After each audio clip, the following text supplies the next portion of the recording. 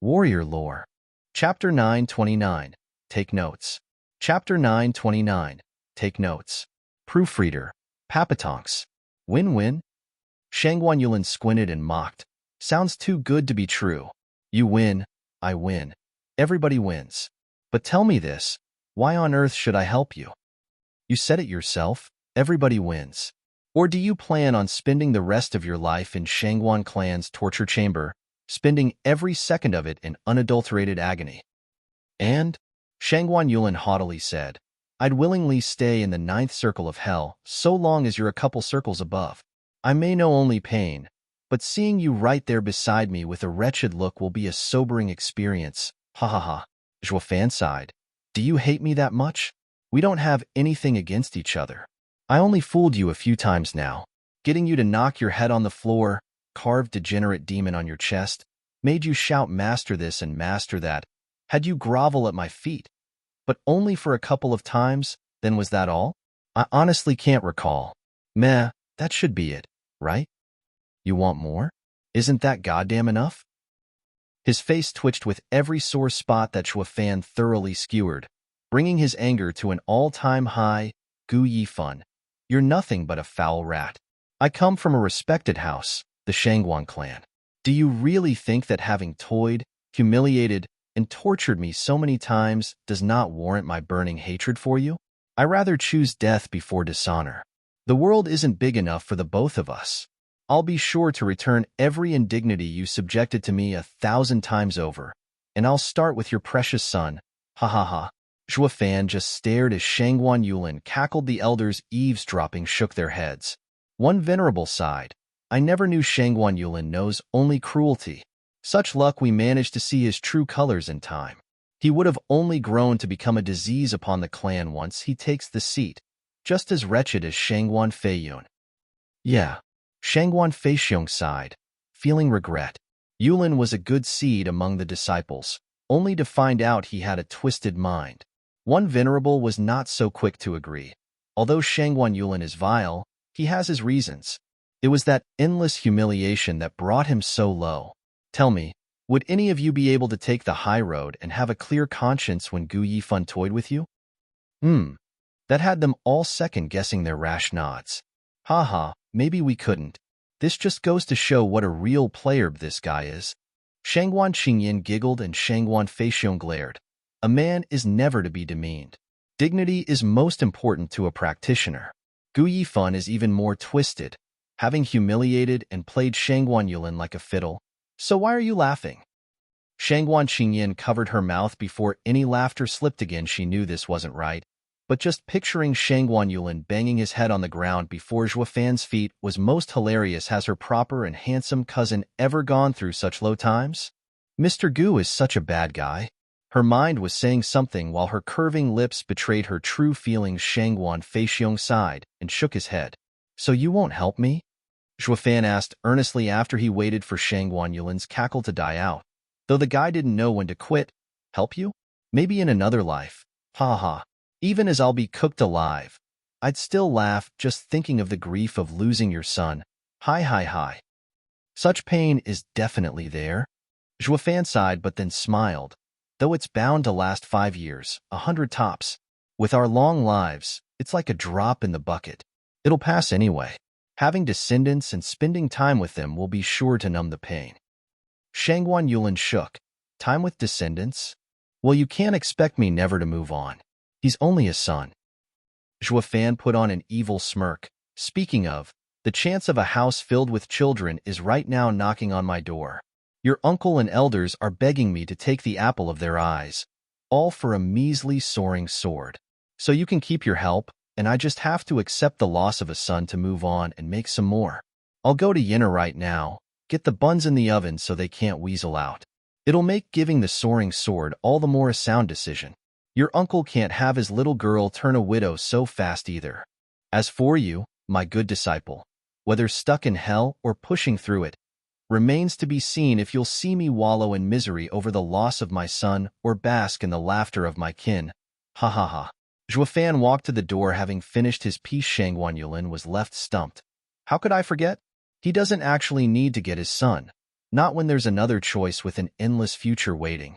His son might die, but he'll have a pretty wife and be surrounded by kids. And I, nothing more than a patsy, fated to die either way.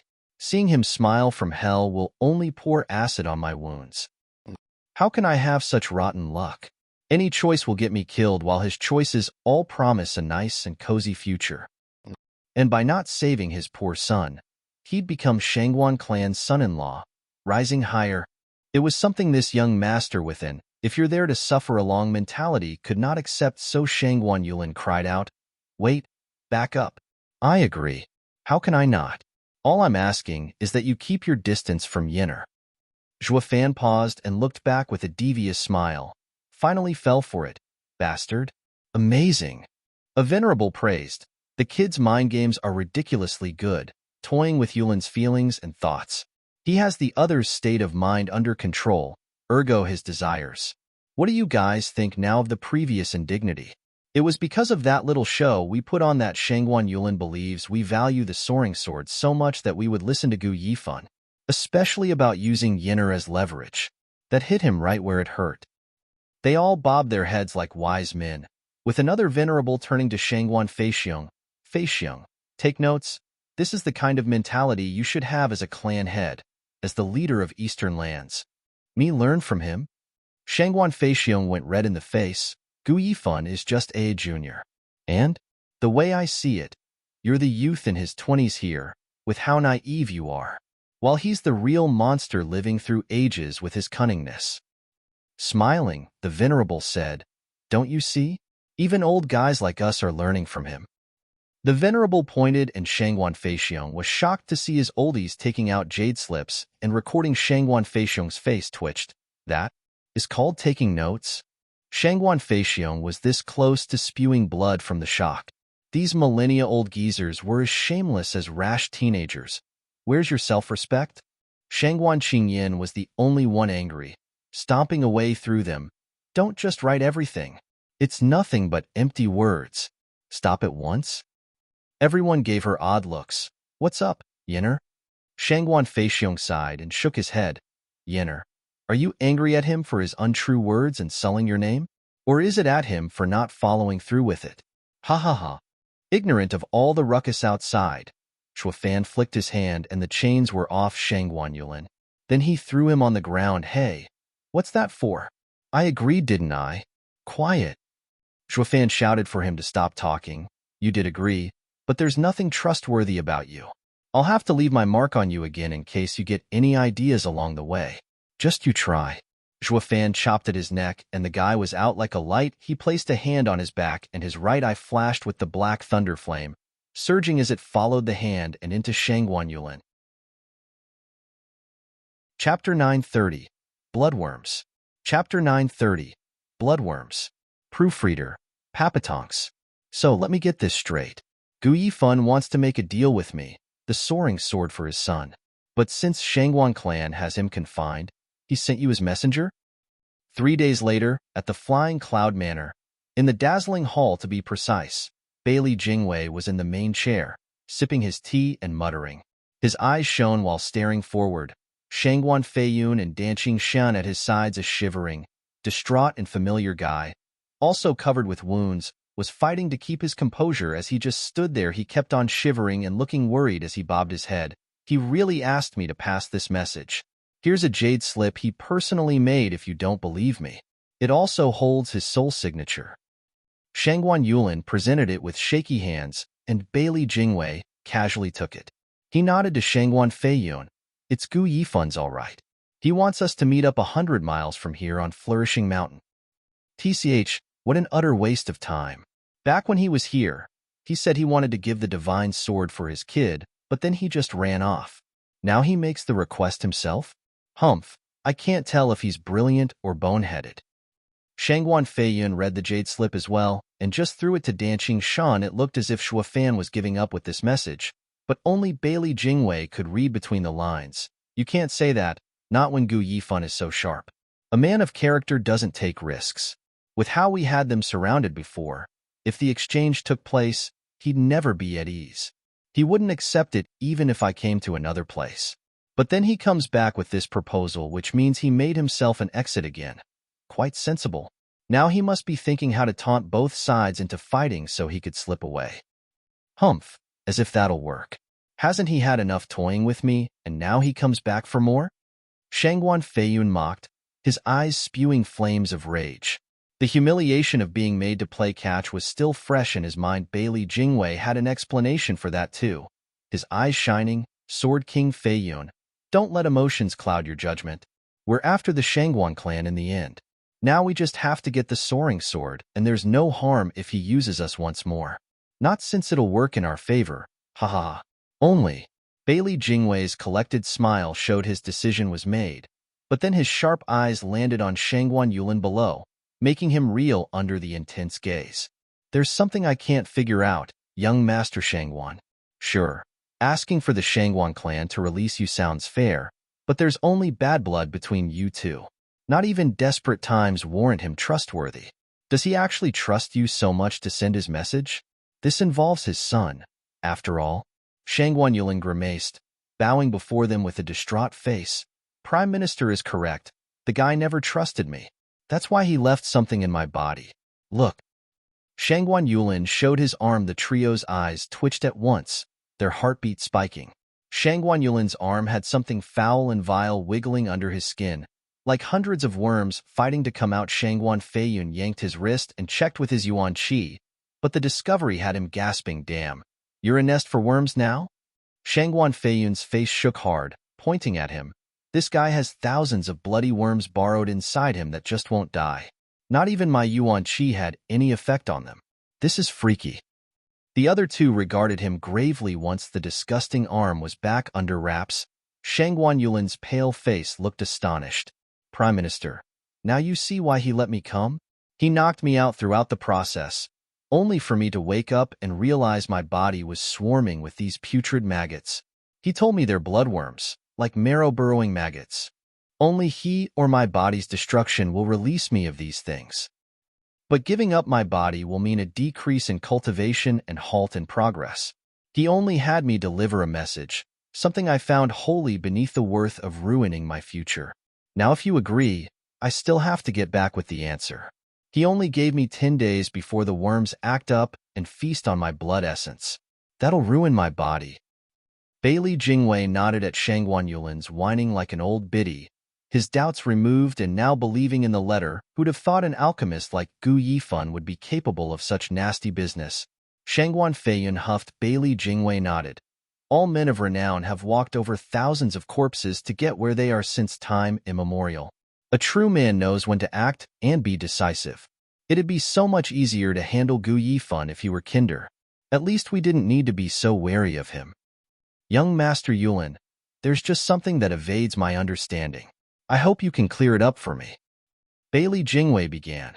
Since Shangguan clan let you go, they must have gotten ready for it.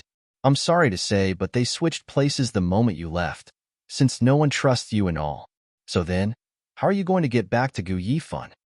Shangguan Yulin bowed. Prime Minister, I cannot find him, but we have a meeting spot where he can find me. He just has to pick up the reply. I'll leave him there, and he'll release control of the bloodworms. As for removing them, that will have to wait for after the exchange takes place. That's quite cautious of him. Unafraid you might botch it, and even giving you a sliver of hope so you'd follow through. A truly pragmatic man who knows when to act in his benefit. His methods are terribly effective. Bailey Jingwei turned to his left and right. Sword Kings, do you have any questions? Shangguan Feiyun and Danqing Shan shook their heads, speaking at once. Prime Minister's decision is enough. We have nothing to add. Great, that settles it then. Regardless of the soaring sword's location and whether Gu Yifan's intentions are real in this exchange, I still want to try, ha. Bailey Jingwei's eyes shone as he laughed. He took out a jade slip and put something in it before giving it to Shangguan Yulin. Young Master, here's my reply. Take it to Gu Yifan. I accept his offer and we'll meet in half a month. Shangguan Yulin gave a deep bow as he took it, though he looked hesitant standing in the same spot. Bailey Jingwei asked, Aren't you on the clock? What's holding you back from finishing your mission? Prime Minister, well, Gu Yifan has another matter for sending me. Its conclusion will decide whether Prime Minister's reply feels honest to him or not, if he would come or not. And what's that? Bailey Jingwei followed Shangguan Yulin began.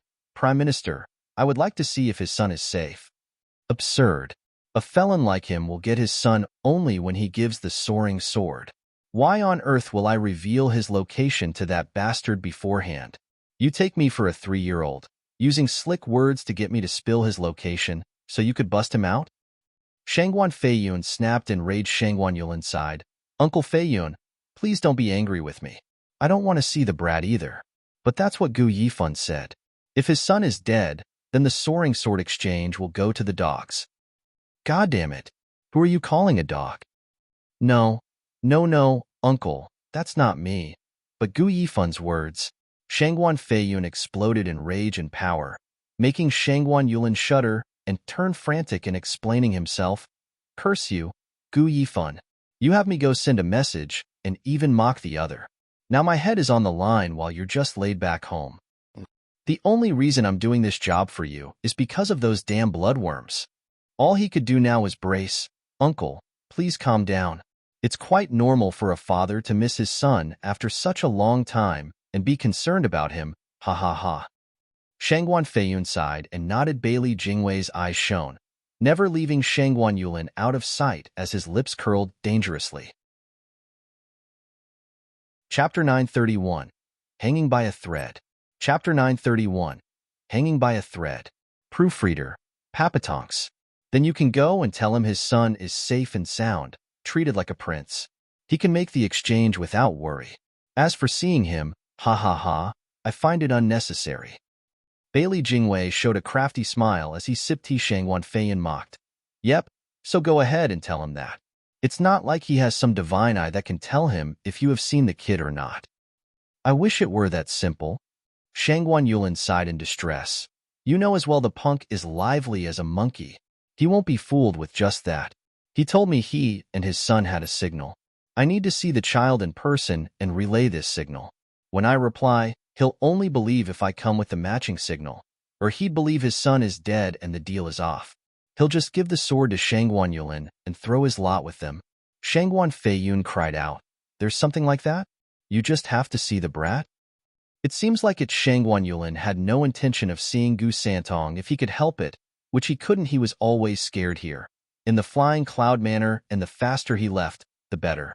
There was no way he could feel safe, not when Shangguan Feiyun was right there flexing his power. Shangguan Feiyun frowned and turned to Bailey Jingwei, but the man was deep in thought. Shangguan Yulin's heart sank, having a really bad feeling.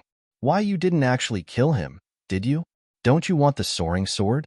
If Gu Yifan doesn't get confirmation, then there's no deal. You won't get the sword and my body will be ruined. How could you just kill him? You could at least wait to get the divine sword. Prime Minister, you're a man of wisdom, so how? Silence. Shangguan Feiyun glared. Enough of your chattering. He's not dead. Oh, so he's alive. Then why are you so sensitive to the topic? Just let me see the brat and don't make it harder on me. I almost had a heart attack thinking I'd see a corpse. Sighing, Shangguan Yulin unclenched. Regarding them with renewed hope and waiting for an answer, Bailey Jingwei glanced over and nodded. Fine. I'll take you to the boy. Though it's up to luck if you can squeeze even a word out of him. What does that mean? What did you do? Did you beat him to an inch of his life, and now he can't even speak? Shangguan Yulin cried out, seeing their eyes had him trembling in fear. These savages won't spare even a child. How brutal. Not like Shangguan Yulin was any better. At the very least, he would not start tormenting women and children. He was the young master of a renowned clan and had to act like it, knowing how far to take his cruelty. But these men. Shangguan Feiyun snapped at him. What's with that look? Are you thinking we did this to him? You call a monster like that a child? That's this way, young Master Shangguan. Bailey Jingwei interrupted, standing up and leading the way with the Sword Kings by his side. Shangguan Yulin scratched his head as he went along the four, passed through many places before arriving at a rock garden. Shangguan Feiyun made a sign, and the space warped to reveal a dark hole. The four went down the dark abyss, then lights came to life. As they descended, 2 rows of Soul Harmony and Genesis stage guards welcomed them, standing there like statues. 50 in total. Their auras had Shangguan Yulin scared silly. Flying Cloud Manor's secret jail is under such a tight guard. Yet all this secret place had locked up was none other than a child. This one to show just how wary Bailey Jingwei and the Sword Kings were of him, or maybe Gu Yifan the Four reached the end. But it was beyond the gloomy and damp hell Shangguan Yulin pictured. Instead he saw silken lights, a carved table and a granite chair, quite fancy. The bed in particular caught eyes with its carved and intricate jade supports buffed to a shine. You call this a jail cell? More like a king's chambers. Shangguan Feiyun patted his shoulder and pointed at the pale and resting child on the bed. Here's the brat you wanted to see. Does it look like I touched him? He's Gu Yifan's son? Shangguan Yulin cheered. He's still alive. Young Sanzi. In the Flying Cloud City, in a dark corner bordering the manor, a sitting shadow made signs as it cried out. He slipped into Flying Cloud City, right behind Shangguan Yulin, and lay in ambush out of anyone's perception. The swarming maggots in Shangguan Yulin's belly withdrew to reveal a scarlet image of an infant. The idea behind dumping so many bloodworms into Shangguan Yulin was not to threaten him into submission. He had other ways to do that. The bloodworms worked to those below the ethereal stage since it tortured one's body. But it hardly posed a threat to a cultivator's soul. The other would just have to take the consequence of ruining his body, and you had no way of using him after Zhuo Fan stuffed him with bloodworms to hide the blood. Infants sent Zhuo Fan had him knocked unconscious to blind him of the process, and just what else was hidden in there. Blood Infant was one, bloodworms were another, while also sealing the guy's senses. So when Shangguan Feiyun came to check, he'd only see the bloodworms, unaware of the blood infant lurking beneath it. Was the perfect way to get Shangguan Yulin to help him find young Sanzi. All of it was set up to find young Sanzi as soon as possible. Any rescue attempt could only start when the target's location was confirmed. Zhuo Fan's brow shook, seeing through Blood Infant's eyes the frail child behind the silk covers. His fists clenched, his heart shuddered in pain, but calm soon returned. It was not the time for action, but patience. Shangguan Yulin approached Gu Santong's side and checked his vitals. He turned to Shangguan Feiyun in shock. How is he? He's weakened by severe blood loss.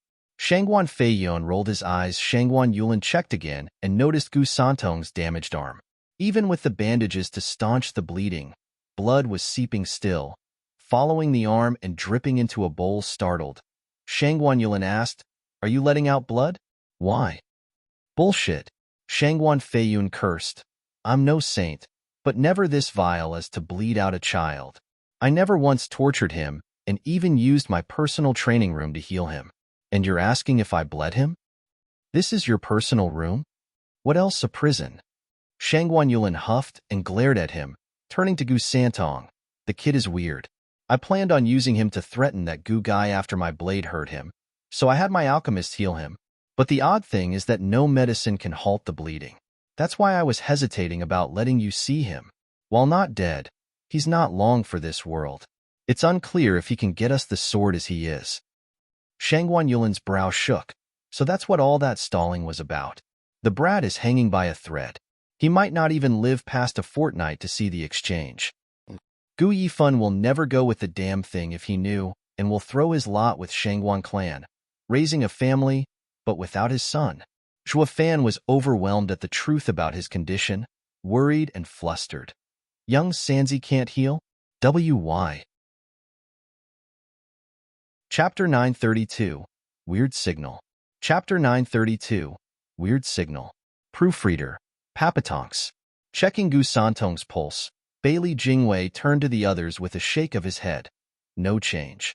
His wound didn't mend at all and his blood kept flowing. He'll soon die like this. Sword King Feiyun, you really went all out back then. How's it my fault? Shangguan Feiyun sighed. I've just been wounded myself, and the rage made it hard to control my power. But I didn't try to kill him either, trying to heal him afterward. How was I to know he's weird? Any other guy would be on their feet right about now. But look at him. He's only getting worse. Shangguan Feiyun was perplexed at this outcome. Bailey Jingwei shook his head and smiled. Ha ha ha, never mind. What's done is done. The issue now is Gu Yifan wanting his son's response for the deal. How is he going to reply like this? Maybe, young Master Shangguan, will you give it a try? Maybe a father's love is so great that it may rouse the sun. Bailey Jingwei chuckled. I guess I'll give it a go. Shangguan Yulin had no hesitation, not when this involved his future. He had to get an answer out of the brat one way or another. The other option would be Gu Yifan thinking his son was gone and the deal was off, and so was his body. His cultivation would drop, and the worst part was the punk was going to become Shangguan clan's son-in-law. Yenner, my dear Yenner, I'll never let that bastard lay a hand on you. Howling inside to psych himself up, Shangguan Yulin went to Gu Santong and showed a more hideous grimace than when crying as he cooed. Young Sanzi, wake up, your father sent me. Come on, wake up. Young Sanzi was as still as a corpse, blood dripping down his arm. Shangguan Yulin was panicking, sweat trickling down forehead. Zhuofan's brow shook. He was in the dark about young Sanzi's critical condition and had to wait until he saved the child before addressing it. But from how things looked, his life was on the line. Zhuofan gnashed his teeth and his fists tensed, only to slump back in helplessness. Goddamn brat, be a good sport and wake the hell up. Tell me the signal you share with your old man before I get serious. Since the soft approach was a bust, Shangguan Yulin flung his finger in Gu Santong's face and cussed. I don't give a rat's ass about your rotten dad or you dying, but my life's on the line here. If you and your old man are going to risk my life, then, brat, see how I'll squeeze the last drops of your miserable life. Awkward. Young Sanzi lay there as if he had left this world, calmly resting without a twitch. Shangguan Yulin winced and dismay struck his heart. Here he was thinking the biggest problem was Bailey Jingwei and the other two making it harder on him, only to find out that it was this snot-nosed antique of a brat that wouldn't play ball. If this brat doesn't wake up, everyone here will lose. The great young master Shangguan Yulin in particular. What did he do to suffer so? Each time the factions clashed, it was always Flying Cloud Manor and Gu Yifan, not Shangguan clan in the manor. Well, he wasn't completely unrelated since last time he was with the Shangguan clan, but he was totally tangential with Gu Yifan. Why does this punk and Bailey Jingwei's deal have to drag me down as well? Their ruined deal had nothing to do with him. I sure didn't botch it. It's this Gu brat who won't wake up. And the one at fault for that was Shangguan Feiyun for being so cruel. None of this was his fault. He was innocent. Why then does your ruined deal end with me losing the most? Why am I the one to always take the fall? Shangguan Yulin's heart was filled with complaints after complaints, having a worse fate than anyone in the world.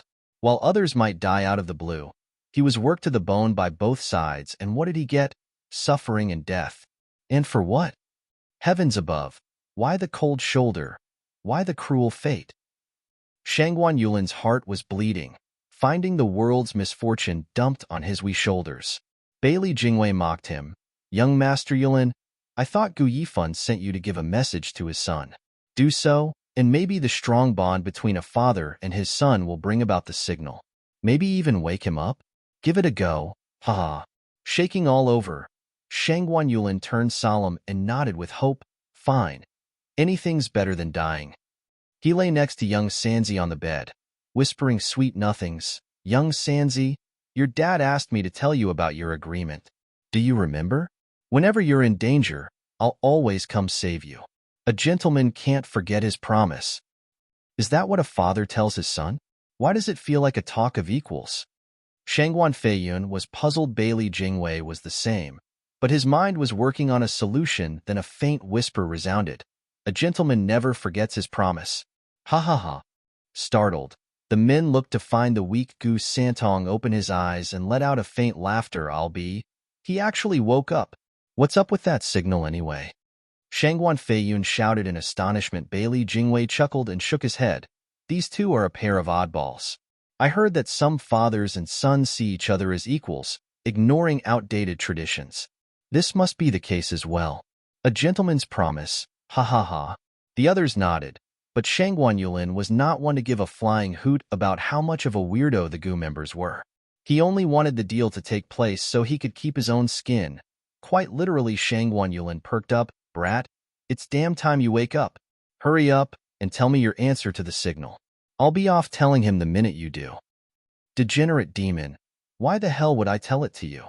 Gu Santong's angelic face took on a savage smile. Pale as he was, He nevertheless succeeded in getting across the dripping disdain and scorn he had for Shangguan Yulin, cutting the man deep. For God's sake, even the goo brat is mocking me. How is that normal? Crunching his teeth, Shangguan Yulin clenched and spat. Screw you, brat. Hurry up and give me the signal like a good kid, so your dad can give the sword for your petty life. I win, you win, everybody wins. Cross me, and I'll be sure to make both your lives a living hell. Degenerate demon, why the hell would I tell it to you? Gu Santong rolled his eyes as Shangguan Yulin was fuming now. Brat, didn't I just say this is for your own sake? Staying here any longer will only get you killed. Your dad just has to give the sword, and only then you'll survive. Talk.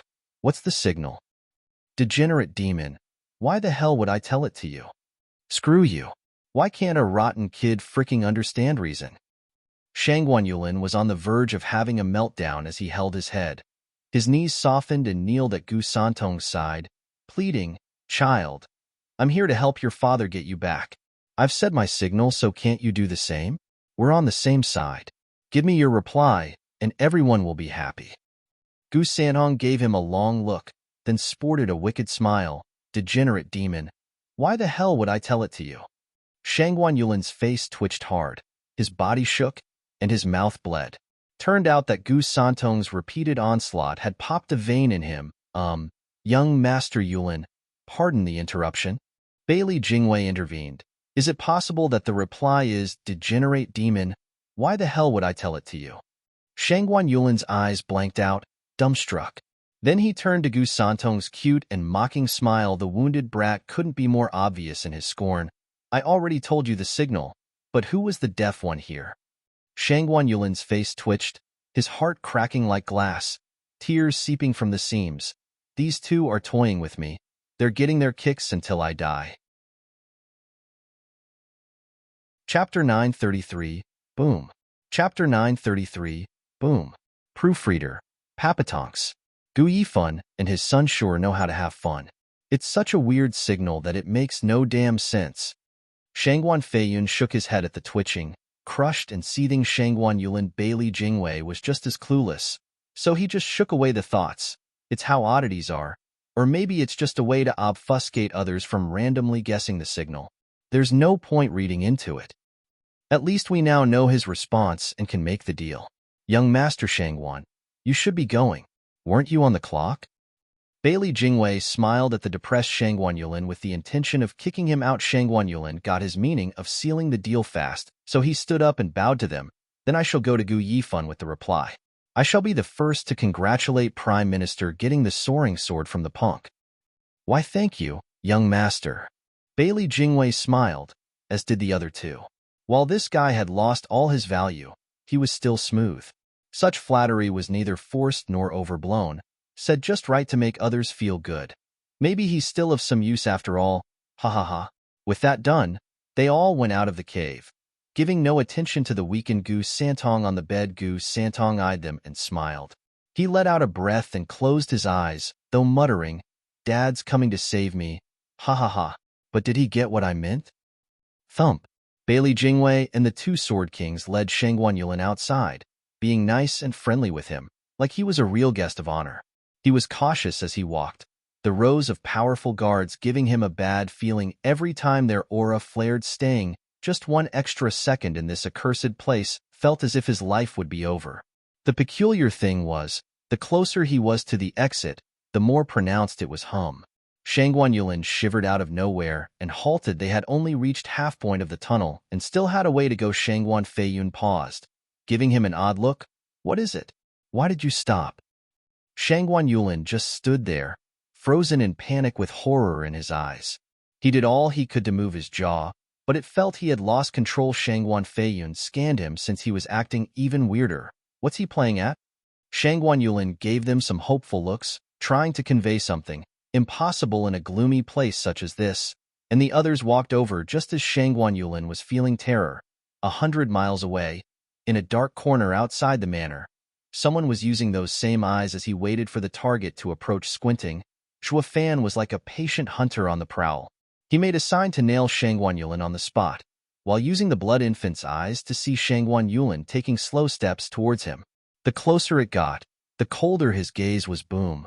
The instant Shangguan Feiyun reached Shangguan Yulin, Zhua Fan's hands shifted. Shangguan Feiyun's senses flared with grave danger coming from within Shangguan Yulin, something he hadn't felt in ages, though sensing did not equal reacting. Shangguan Yulin's sudden explosion as a soul harmony expert swept everything in its path, most of it focused on Shangguan Feiyun in front, though a peak Genesis stage expert was far from defenseless.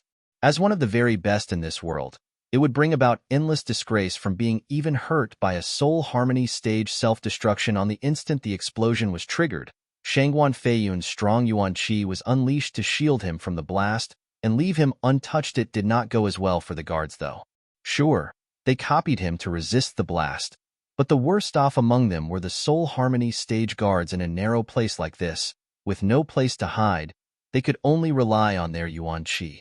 Survival and death came to one simple fact: whether they were just a bit stronger than the suicide bomber or weaker.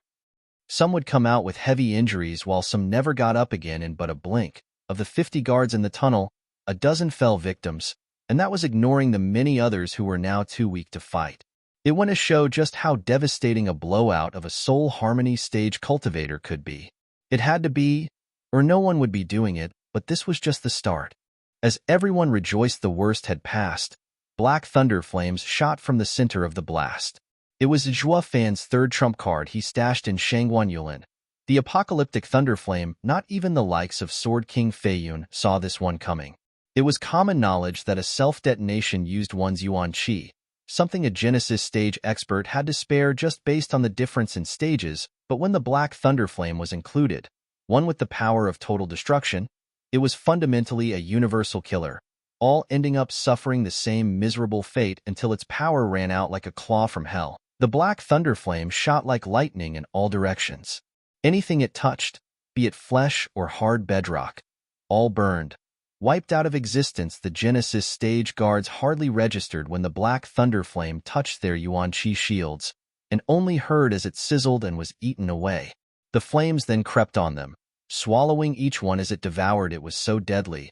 There was no cry released as their souls got submerged in this terrifying black thunder flame, and so, the rest of the guards, 30+ in number, all met their end in some unknown tunnel. Even the two Sword Kings were panicking around such deadly force. The worst off was Shangguan Feiyun, who was closest, now surrounded by this dark burning killer. His only saving grace was the strong Yuan Qi that kept the flames at bay, away from his body, though this was not meant to last. He felt as his Yuan Qi was sapped every moment around this thunder flame. He had to leave at once. SSS. The crackling of the flames reached their ears, adding to the fear this black fire incited. Even in the likes of a Sword King, Shangguan Feiyun was not alone in this peril, with Bailey Jingwei and Dancing Shun being in danger as well. Bailey Jingwei was only in the ethereal stage and could not muster a token of resistance against the Hell's Beckoning. It was all thanks to Dancing Shun for surviving, as he used his Yuan Qi to protect them both. Judging by the tense brow and shocked eyes, it was not easy at all. He was also fearful of this strange black fire. That boy's eerie flame has grown to such an extent already. The more I feel it, the more terrible it becomes. Dancing Shun's heart tensed as he watched the ravenous black flames. It felt like just yesterday Zhua Fan used just a finger-sized dark flame in the Double Dragon Gathering to harm Yi Lin despite him being under exalted Heirant's protection. This earned his title as best disciple in Western lands. That tiny flame now became a sea of fire, swallowing anything in its path. The boy has become terrifying in just a few years. Dancing Shun took a deep breath and sighed. Chapter 934, Lure. Chapter 934, Lure. Proofreader, Papatonks. Brother Dan. We can't stop this strange black flame even as it eats it away. It won't do us any good if we just stay here in this tight place. Looking from the ever-expanding Black Sea, Shangguan Feiyun turned a nervous glance to Dancing Shun. The man shouted, "All right." He pointed 2 fingers at the sky, and a soaring sword of energy shot out in a loud boom, letting the sun cast light in this dark place, while also shedding some light on the demonic black thunder flame. Whoosh. Looking at the clear sky with a stray cloud here and there, Danqing Shan hoisted Bailey Jingwei on his shoulder and flew away from the black flame.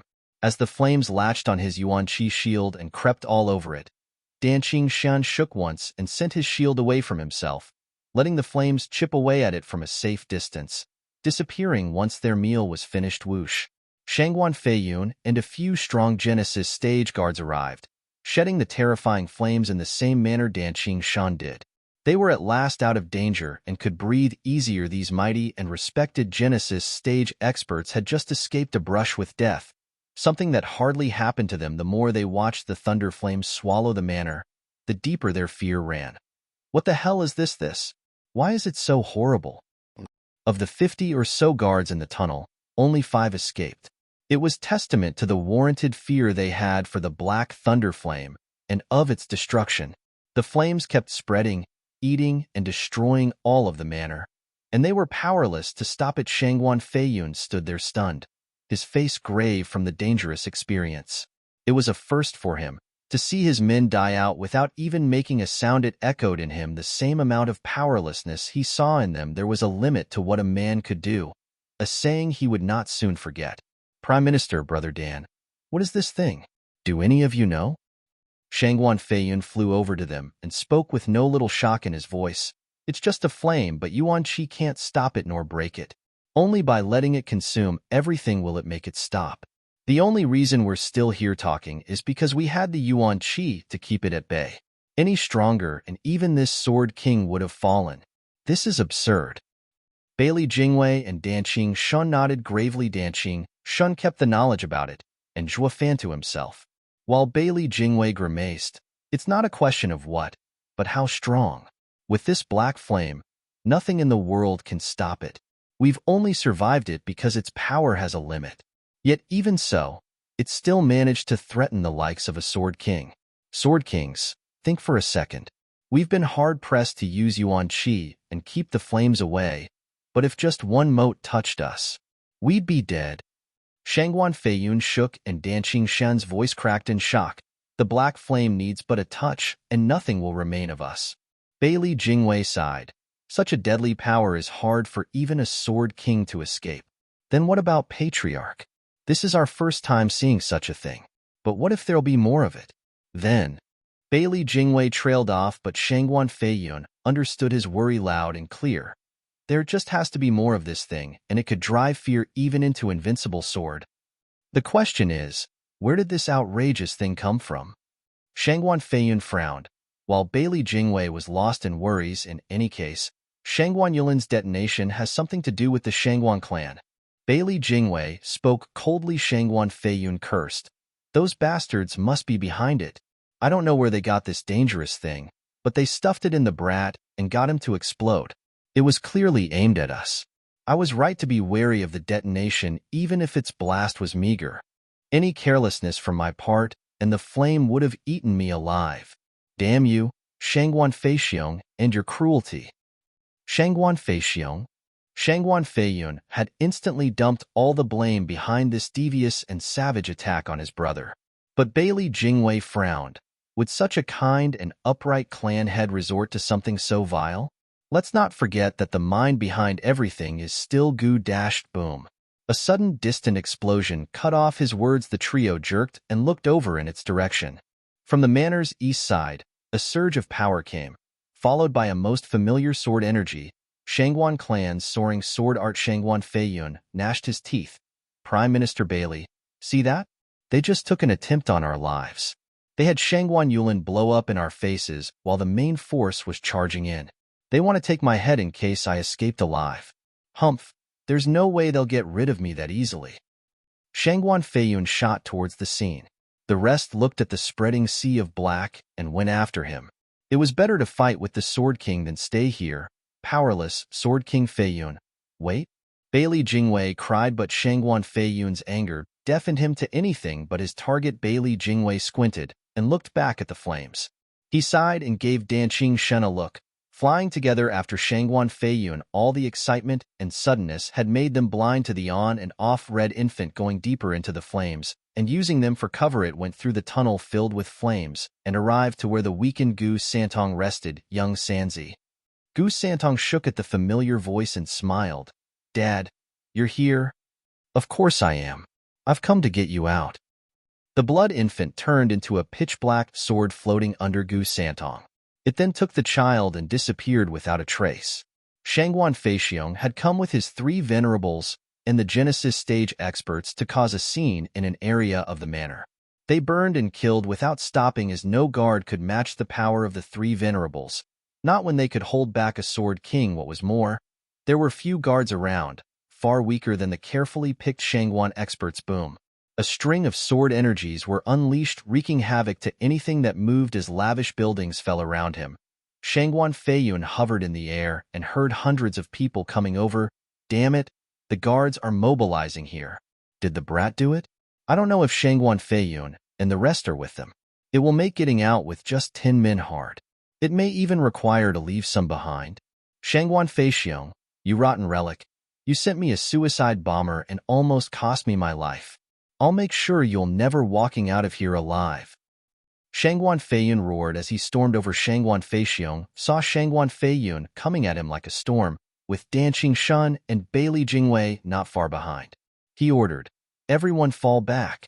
They took the bait. The rest of the Shangguan clansmen, enjoying senseless violence, shot off at once, leaving this place a broken pile of junk and destruction. Chapter 935. Joint Tactics. Chapter 935. Joint Tactics. Proofreader. Papatonks. Shangguan Feiyun just arrived and Shangguan Feixiong was gone with his team. It only worked to drive his fury ever higher, cursing at their fading figures. Damn lily-livered fossil. Seeing me here got you shaking in your boots? You're nothing. Since you can't beat me, you resort to living bombs? Even an old coot like you has fallen so low. But if you're to send a human bomb, you could at least go all the way and send a Genesis stage expert. What was the point of a fresh soul harmony punk? And you call yourselves heroes? If you're dirtying your hands, go all the way. Not act like the cowards and useless bag of bones you are. What a Shangguan clan head you turned out to be. Shangguan Feiyun's mouth was an endless well of curses born out of the hatred and rage from the earlier blast he had been under.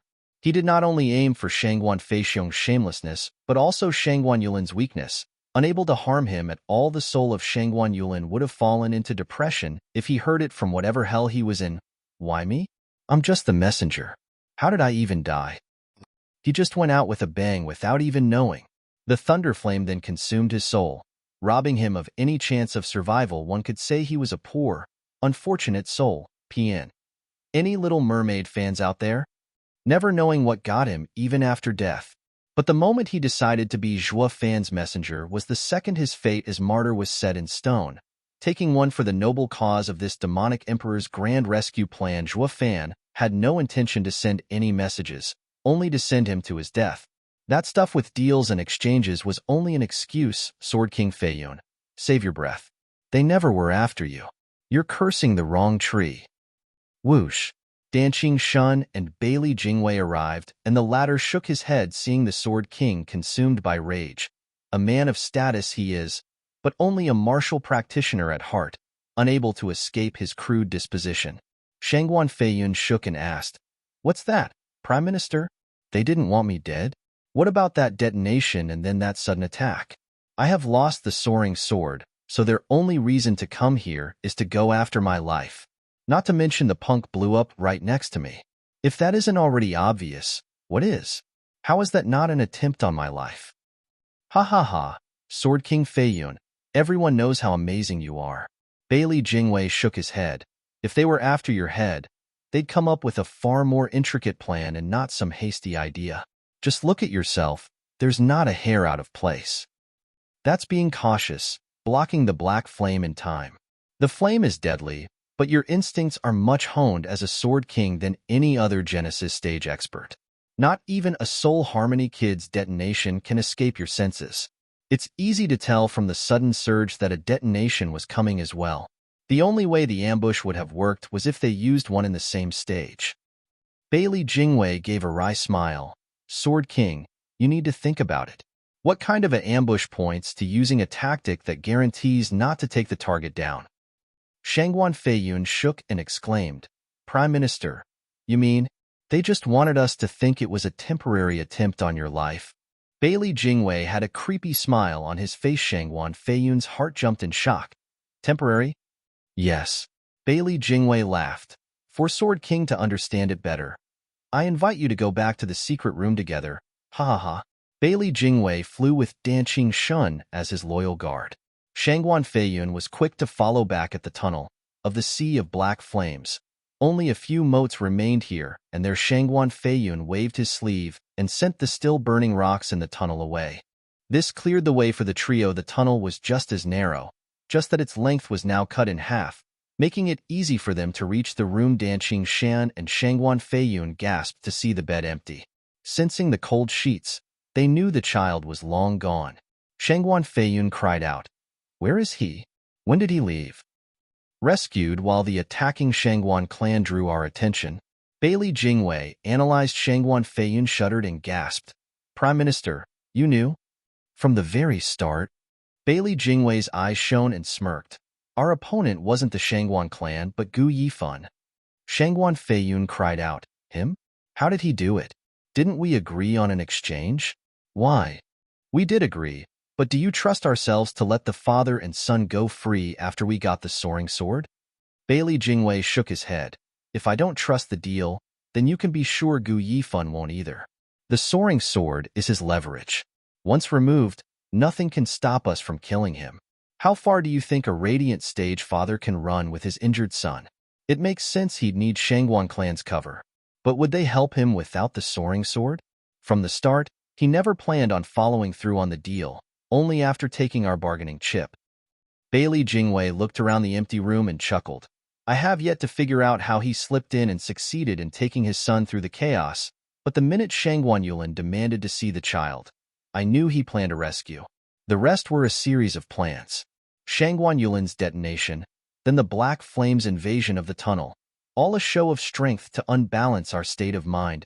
Anxiety causes men to be irrational and fall for his trap. That's why I said, Sword King Feiyun, that the attempt on you was temporary. If you had calmed down and discovered the child was missing, you'd see the target wasn't you to begin with." Shangguan Feiyun's brow shook, looking tense at Bailey Jingwei and nodding. "Everything makes sense now." Next came Shangguan Feixiong, leaving as quickly as they attacked, to lure us away. This was all to enrage and strike at your name. So Sword King Feiyun would believe this was an attempt on yourself, so you'd strike in anger and away from here. Then there's the black flame covering the tunnel. With the guards fearful of it, the only sensible thing for them was to follow you. Bailey Jingwei smiled as he unraveled the mystery. This gave him the opening to slip in when no one was around and save the child. He had Shangguan Yulin deliver a message, so he'd ingrain in our minds that we'd make the exchange in 2 weeks, and anything that happened within this time was out of his hands.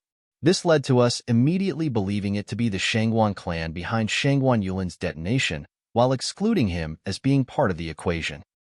Ha ha ha, Gu Yifan makes us feel a swirl of emotions all at the same time. Truly amazing how his schemes are so meticulous. I've traveled the 5 lands for years, but not once met with such a thorny opponent. Just thinking about holding his head fills me with a sense of achievement. Bailey Jingwei cackled. Shangguan Feiyun nodded. Feeling his back soaked, he's fast, precise and deadly, stooping to any low. A more twisted mind on this earth is hard to come by. Then there's the fact he had the Shangguan clan's 10 experts work with him to get his son, with no casualties. At least he's not part of the Shangguan clan, or it would have turned dire. This is the core of every manipulator, not personal strength, but turning every pawn around him into a deadly weapon. The worst danger Central Area's Sword Star Empire can have right now is if by some chance the 4 lands place value on Gu Yifan. Bailey Jingwei's eyes flashed with murder as he spoke with resolve. We have to get rid of him now once and for all. Shangguan Feiyun stared at his hateful face and nodded. He is a very real danger, but has Prime Minister ever thought of winning him? Not even once. Bailey Jingwei shook his head. I have said once that I don't like anyone like me. I alone am enough to govern the Central Area. I certainly don't need a second one, and certainly not Gu Yifan. Danqing Shun played the silent observer. He had never seen Bailey Jingwei so agitated. He feels his authority coming being questioned, his position. Chapter 936. Outdoing. Chapter 936. Outdoing. Proofreader. Papatonks. With the entire string of events clinically presented to him, it dawned on Shangguan Feiyun what it all represented. Though, like in anything, doubts still remained. Prime Minister, you knew this was going to happen, so why didn't you stop us from falling into his trap? Sword King Feiyun, you're underestimating Gu Yifan. Bailey Jingwei smiled. Ever since my previous interaction with him, it should be obvious just how meticulous he is. If we were to set up a counter for him, he'd see it at a glance, making the endeavor pointless. I want not just the sword, but his life as well. Now that such a cunning devil finally walked into our domain, I would shame his kind intentions and heaven's gift letting this chance slip. Now won't I? Humph. Shangguan Feiyun nodded after a pause. Prime Minister is right. You can't bring a small hook to catch such a big fish. He's unlike that simple-minded Shangguan Feishio. But does this mean Prime Minister knows where he's going after saving the brat? Brother Feiyun, don't you find the question redundant? Just look at Prime Minister brimming with confidence. Ha ha ha. Danqing Shan smiled and turned to Bailey Jingwei. I dare venture a guess that Prime Minister Bailey already has everything under his control. Bailey Jingwei couldn't stop himself from laughing. Dragon-cleaving Sword King is truly a close friend. Yes, I have everything ready. Then where is he? Shangguan Feiyun asked eagerly. Bailey Jingwei waved his hand, his eyes shining as he spoke. Humph. The punk's key to his joint tactics was speed. From the moment Shangguan Yulin detonated to Shangguan Yulin's strike, they all happened at perfect timing and speed. It was enough for just one aspect to be offbeat by one step, and it would have ended in disaster. Speed also dictates the rushed actions he took, resorting to haste and leaving many oversights unattended. This joint tactics demanded that of him, to not be as cautious. Now all he's doing is being on the run as far away as possible, with little attention to anything else. Therein lies our success in beating him and outdoing him, with even more speed. Bailey Jingwei had a prideful smirk on his face as he took out a vial. Opening it, he shook it and something green landed in his palm. Finger-sized and wiggling, first-level spiritual beast, lovesick larva? Shangguan Feiyun gasped and eagerly awaited Bailey Jingwei's answer. The Prime Minister nodded with a smile. Lovesick larva? Yes. The red bean trees in the south grow, / by spring they yield in heaps above, / I hope you pluck in plenty soon, / because it is the gift of love. It yearns for those beans, and its lack of spiritual energy only classify it as a simple insect. But there's one thing it excels at that dwarfs other spiritual beast. It's what earns its place among them. Lovesickness by Wang Wei. Tang Dynasty. The pair of larvae, even leagues apart. All they'd yearned for is to be together again, to show his lovesickness. Danqing Shun sighed between the heaven and earth nodded. That's exactly right, Dragon-cleaving Sword King. The lovesick larvae come in pairs, intertwined always until the very moment of death and ever loyal in love. Even if worlds apart, the two insects will eventually find each other again. That's why happy couples and sweethearts give each other one to proclaim their undying love. Humph. The larvae are inseparable but their owner, always saying goodbye in love and hate. So how many are there that their love lasts until the end? Aren't men worse than bugs? Ha ha ha, Shangguan Feiyun mocked. Bailey Jingwei nodded. People are far more complex than this simple pair of insects. Most often than not, these larvae aren't used to proclaim undying love or chase skirts, but in a much more practical way. Separate the two, with the male placed on oneself, while the female crushed to be refined into the thousand-league scent. Though named scent, it is odorless and colorless. Not even Genesis stage expert can find it. Only this male larva always crawls towards her direction undeterred. That's what makes it the best tracking method. Does that mean Prime Minister smeared the thousand-league scent on the brat? When? Shangguan Feiyun lit up at the promising idea. Bailey Jingwei smiled. Of course, right when I was checking his pulse. Gu Yifan must have no idea I've long since planted the perfect bait for him, though it won't change even if he does realize. His plan is based on speed and has no time to check for details. That is unless he threw the brat away, but then it would mean all his work would go to waste. So he'll bet that I did not take precautions. But you can see that he clearly lost. Ha ha ha. Bailey Jingwei laughed, and Shangguan Feiyun joined him. Danqing Shan just watched them with a shake of his head, his saddened eyes landing on the lovesick larva. The world had such devoted and love-struck beings, only to end up being a tool for humans and their twisted plans. The heavens are so cruel, following with pain after every success. Will the upright and righteous path of the world ever prevail in winning over the demons plaguing our hearts? Sword King Feiyun, we now have his direction. We'll give chase and grab the divine sword from his stiff, cold hands. In minutes, the lovesick larva found the scent of his better half, struggling to reach her. Nothing could dissuade it from reaching her. Not the impossible journey nor the slow crawl. Its efforts brought a smile to Bailey Jingwei's face, his eyes shining with cruelty as he signaled for Sword King Feiyun to go on a hunt. Danqing Shan took a deep breath, following them close. As the demonic sword took Gu Santong out of the manor, Zhuo Fan fled as well. He held Gu Santong close and ran like the wind, with the demonic sword slipping back in his body. Per Bailey Jingwei's speculation, Zhuo Fan was focused on speed and wanted to put as much distance as he could between them before taking young Sanzi somewhere safe to heal. Holding a Gu Santong that never once got a scratch, now hanging by a thread, plagued Zhuo Fan's mind. Whoosh.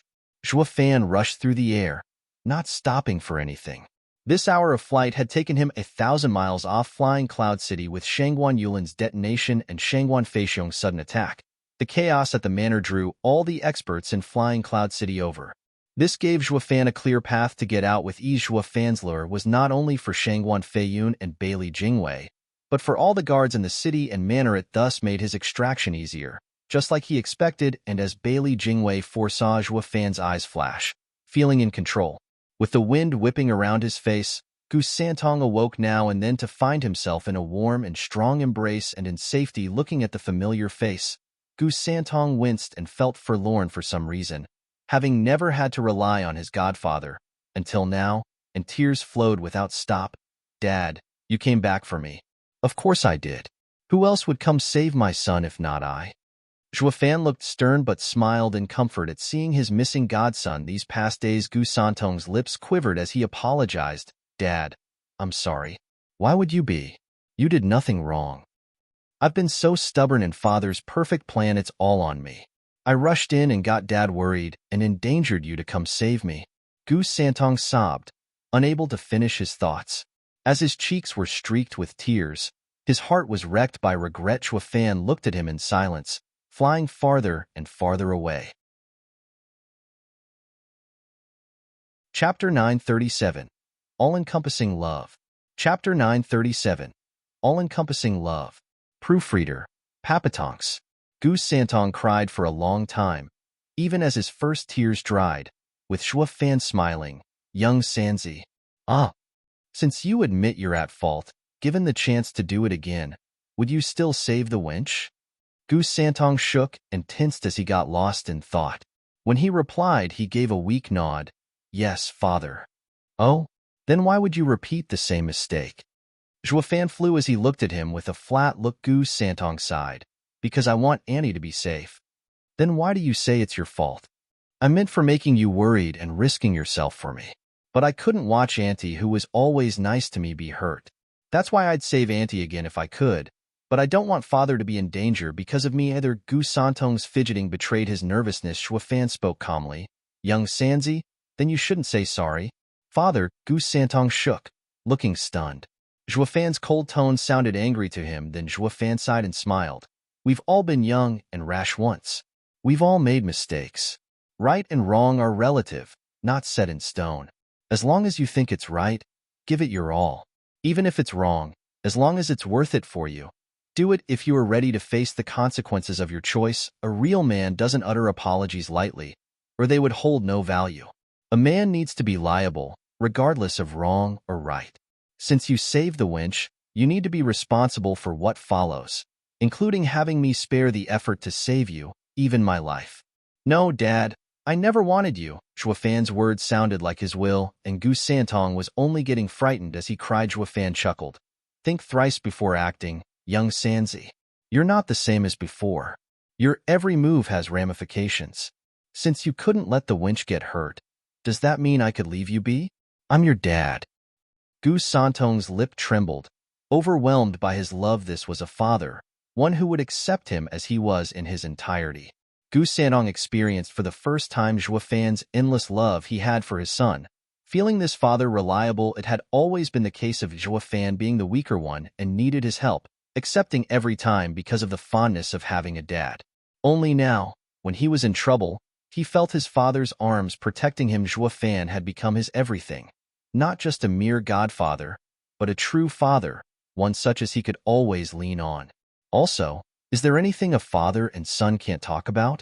If you wanted to save the girl, you could have just told me and I would have. Zhuo Fan continued, although my attention has been lapsing that day from always focusing on sealing the falls and never noticing your changes. It's my fault and I should be the one to apologize. Zhuo Fan sighed with guilt. Gu Santong's regret only grew at his words. No, it's all on me. I always thought Dad's attention was only on the whirlwind tunnel, ignoring everything else. All plans were coming to a head all at once and did not want to say anything, fearing you might yell at me. Zhuo Fan shook and regarded Gu Santong's gloomy face. My own son thinks I'm so cold and unreasonable? That might have been before. Young Sanzi, listen closely. All-encompassing love. We are family. What you like, I'll make all efforts to like as well. Trust me from now on. Zhuo Fan was resolute as he stared at Gu Santong, looking deep in his father's eyes. Gu Santong bobbed his head, finally showing his usually bright smile. Zhuo Fan smiled back in relief. As the father and son grew closer as family, a cackle from behind startled them. Ha ha ha, got you now, Gu Yifan. Try and escape this time. Zhuo Fan's eyes hardened and looked back with a sinking feeling. Those rotten bastards caught up too fast. Whoosh! 3 pretty trails were left in the sky as Shangguan Feiyun, Bailey Jingwei, and Danqing Shan appeared. Though Danqing Shan carried Bailey Jingwei since his speed was limited, the wisest man in the Empire and 2 Sword Kings were hot on Zhuo Fan's tail. Their power slammed into him and made him gasp, his frown deepening. How did they get here so soon? It's like they knew our heading. Gu Santong cried out. Zhuo Fan stomped harder with Gu Santong in his arms. It's obvious they've done something to you, so these dogs could sniff you out? I drew them? Gu Santong's eyes shook, feeling ashamed. Dad, forgive me. Young Sanzi, what did I say? A man shouldn't always apologize. Then Zhuo Fan smirked. Besides, it's all within my calculations. Truly? Trust your dad. Whoosh! Zhuo Fan sped up, his eyes flashing with cold determination. It was not like Sword Kings were hot on his tail, but mere wild dogs the odds were. Hardly anyone in the whole central area actually got away from any of these 3 big shots. But Zhuo Fan was confident in his skills, going fast while holding his happy son Shangguan Feiyun cussed. He just won't give up. Does he really think he can escape from the likes of us? Then again, it's not like we'll show mercy even if he stops. Ha! Gu Yifan must be removed.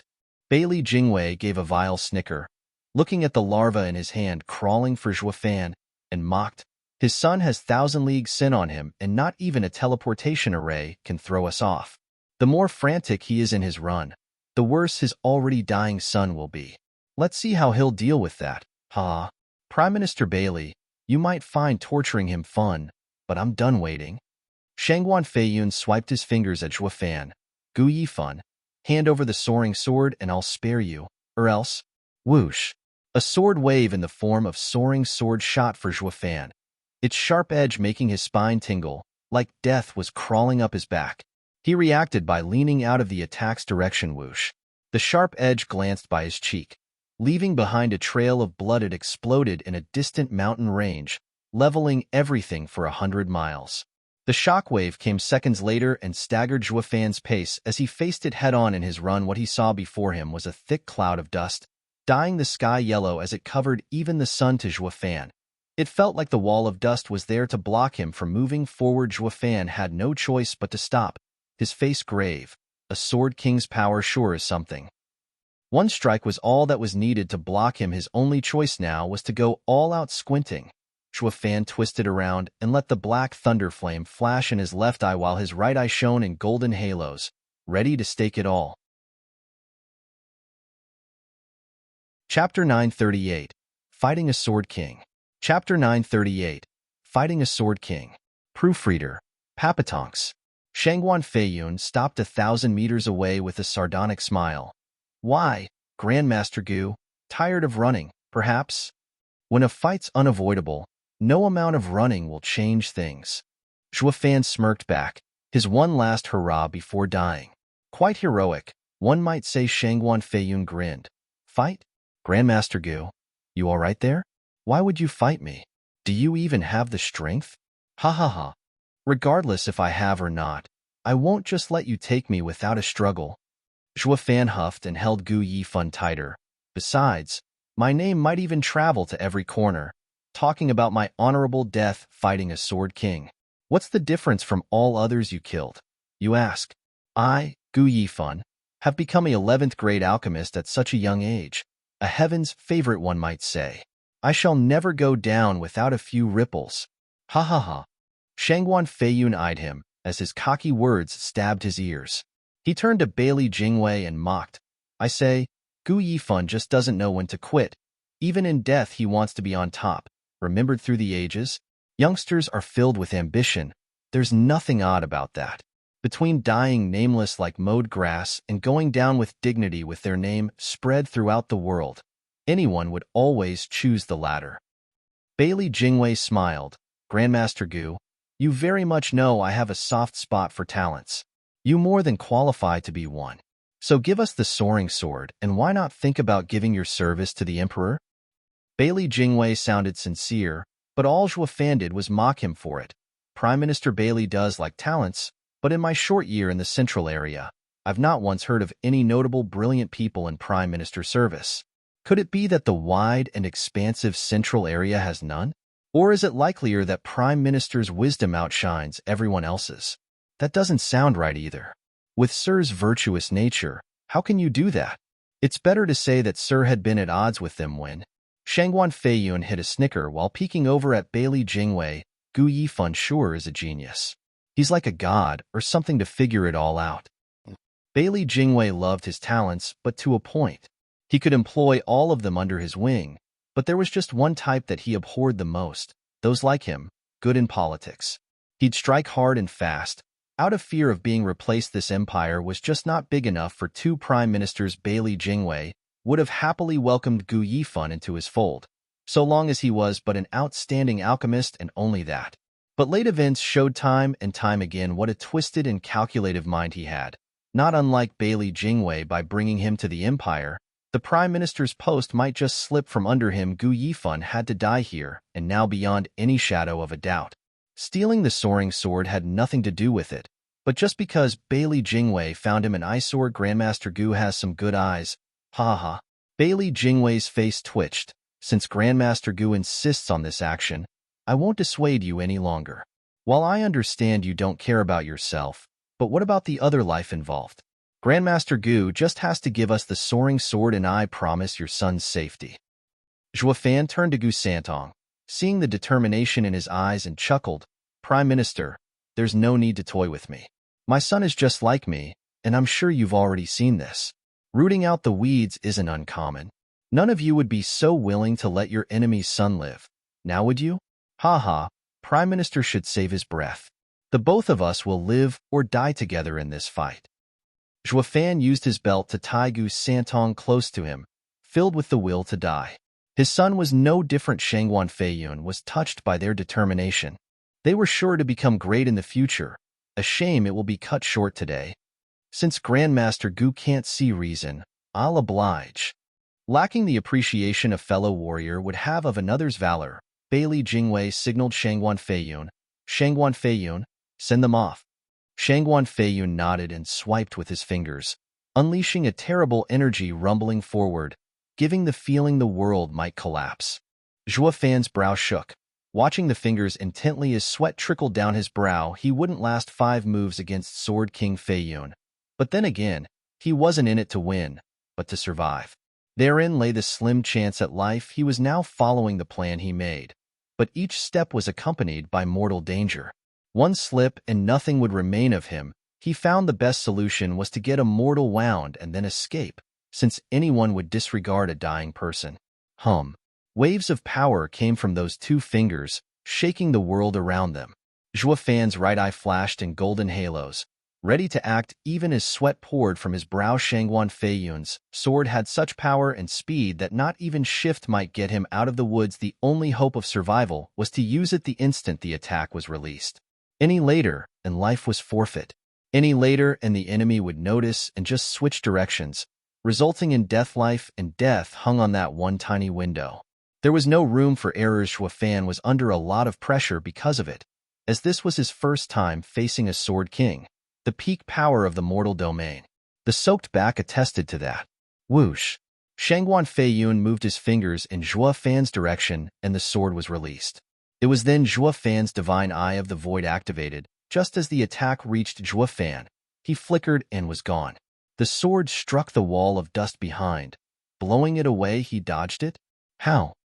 Shangguan Feiyun exclaimed. But soon there was a ripple coming from his front. Zhuo Fan wasn't going for an escape, but to attack a Sword King. All of them were shocked. How much nerve does this punk have?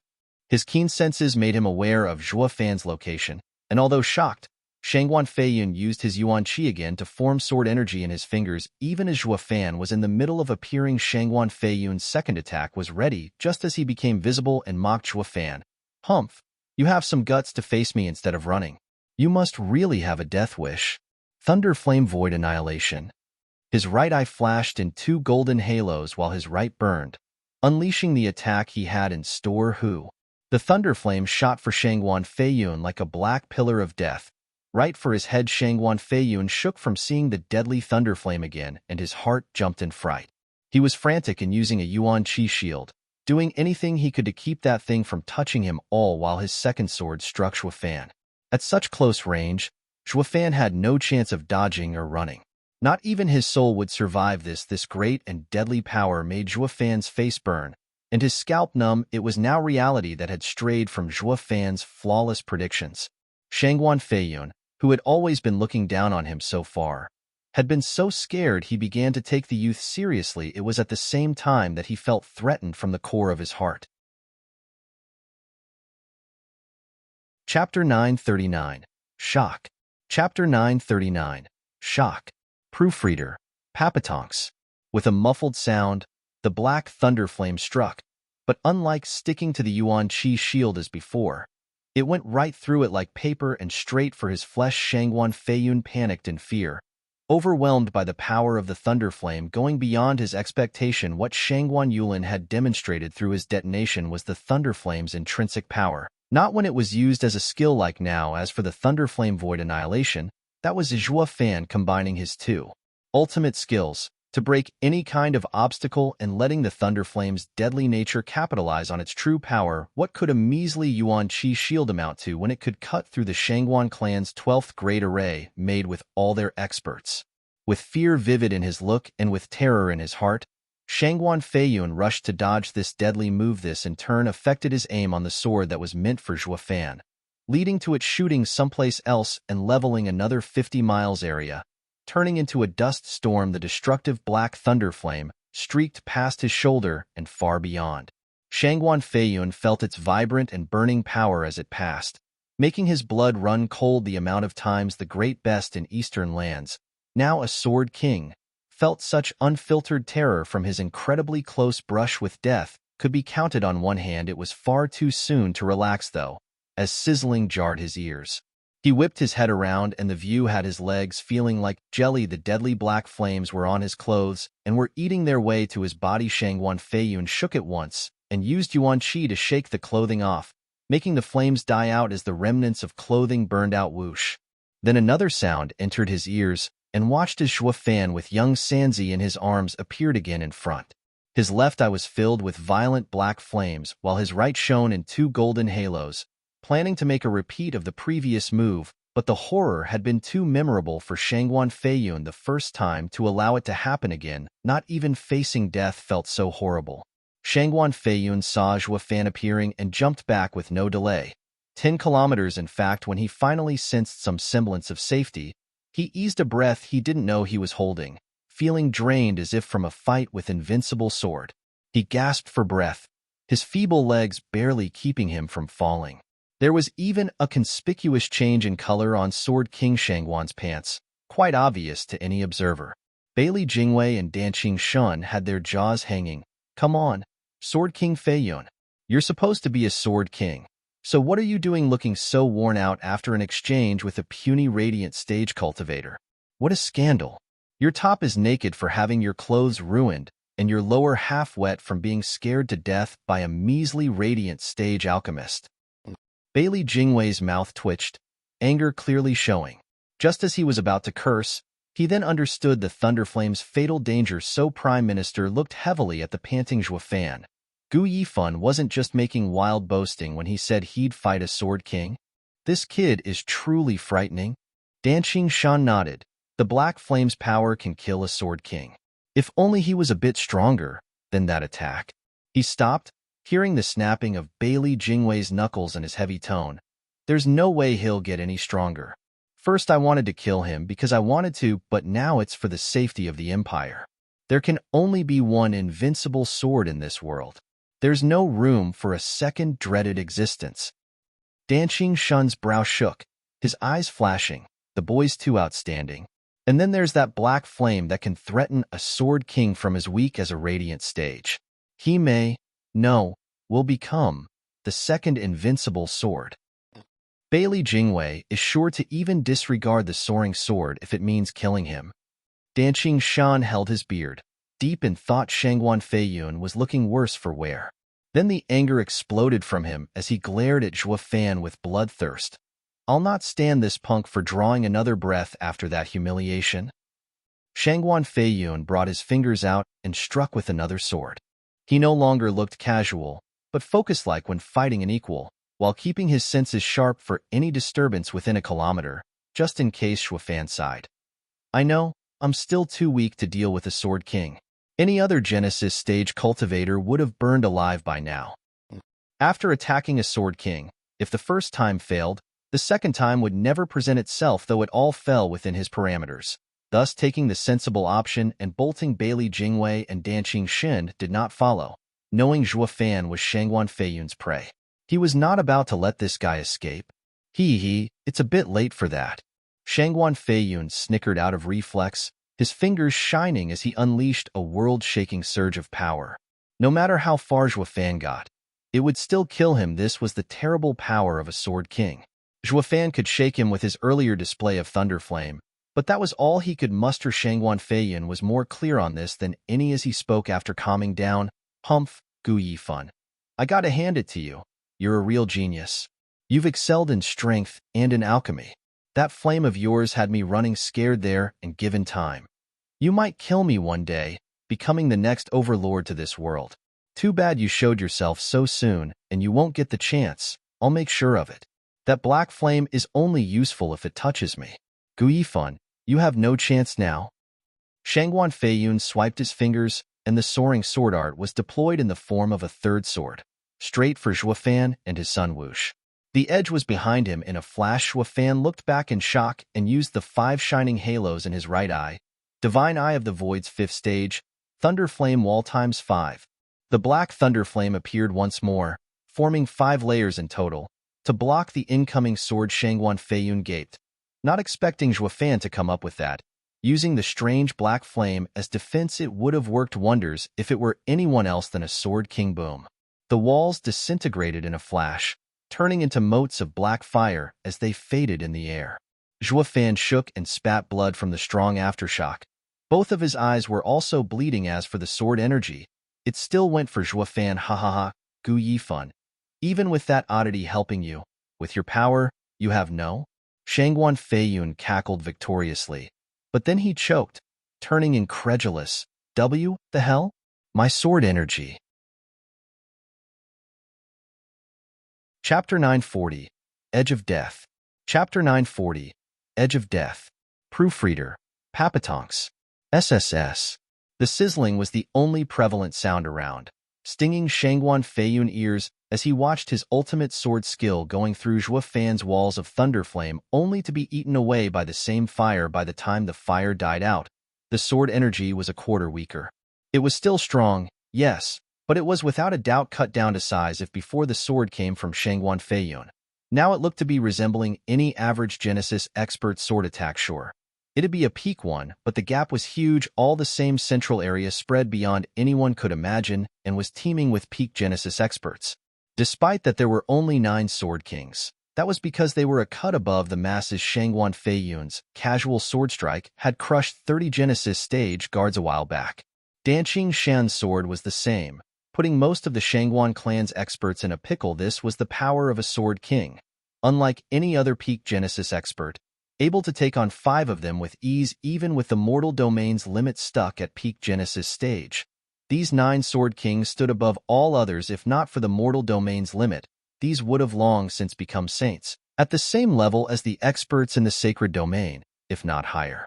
They might even shake some monsters out there. This peak worldly power had just been cut down to size by Zhuo Fan's Thunder Flame, turning into something common and weaker. The shock was palpable to the trio watching, and so it was for Zhuo Fan too. He was the one on the receiving end in this fight. Yet none underestimated him. Shangguan Feiyun's eyes shook. The black flame ate at my sword energy so quickly. This is insane. How the hell does such a thing even exist? The other two sighed. Their fear of Zhuo Fan was not for his strength, but because of the apocalyptic thunder flame. The flame was too destructive, burning anything and everything in creation. Not even martial arts could survive it. Such a thing had never happened ever. It was only a question of quantity in the black flame's case. With enough of it, any cultivator would be erased from this world. Their Yuan Qi shields would be eaten, and their martial arts would fare no better. It wasn't a leap in logic to assume spiritual items would end up the same. This thunder flame was like hellfire, bringing eternal and absolute doom. If word got out, Zhuo Fan would become this entire world's enemy. Wielding the thunder flame was like having a weapon of mass destruction. The trio tensed as they watched Zhuo Fan, each with their own thoughts. Zhuo Fan was bleeding from his eyes, but not enough to shake his calm, even finding time to smirk. By cutting the sword energy down to size, he could now handle it. Zhuo Fan ignored his damaged eye and had his right eye shine in 2 golden halos, while his left flickered with the thunder flame, unleashing thunder flame void annihilation. Once more at the soaring sword art, the flame struck the sword, but they were once more dispersed as it went after Zhuo Fan. Still, Zhuo Fan suffered from it as well, with a splitting headache and spitting blood, even as his eyes bled more. None of it mattered though, since he had the pride to grin in the moment of clashing. Even as his attack failed, the Thunder Flame's character was unstoppable, and with void annihilation to complement it, it sent the flames right into the heart of the sword energy. This in turn made the deadly sword weaker and weaker. By the times the flames died, the sword energy was at a fresh Genesis stage cultivator's level. Shangguan Feiyun was dumbstruck in 2 moves. This great Sword King's prideful sword art was reduced so much that was all the damage it could actually do. After the other tried to stop it, any meager Genesis stage cultivator could easily flick it away. Something that bruised Shangguan Feiyun's ego. At least Gu Yifan was just a radiant stage cultivator, and even this much was enough. If Sword King Feiyun couldn't kill a guy in even 3 moves, he might as well just kill himself. Sure, the other was just a radiant stage cultivator, but a Sword King still had his pride. Zhuo Fan had other plans in mind, besides giving his life to heal this Sword King's hurt ego. Grinning, Zhuo Fan showed confidence against the cut-down sword attack from a Sword King and used Divine Eye of the Void's 4th stage Thunder Flame domain. Boom!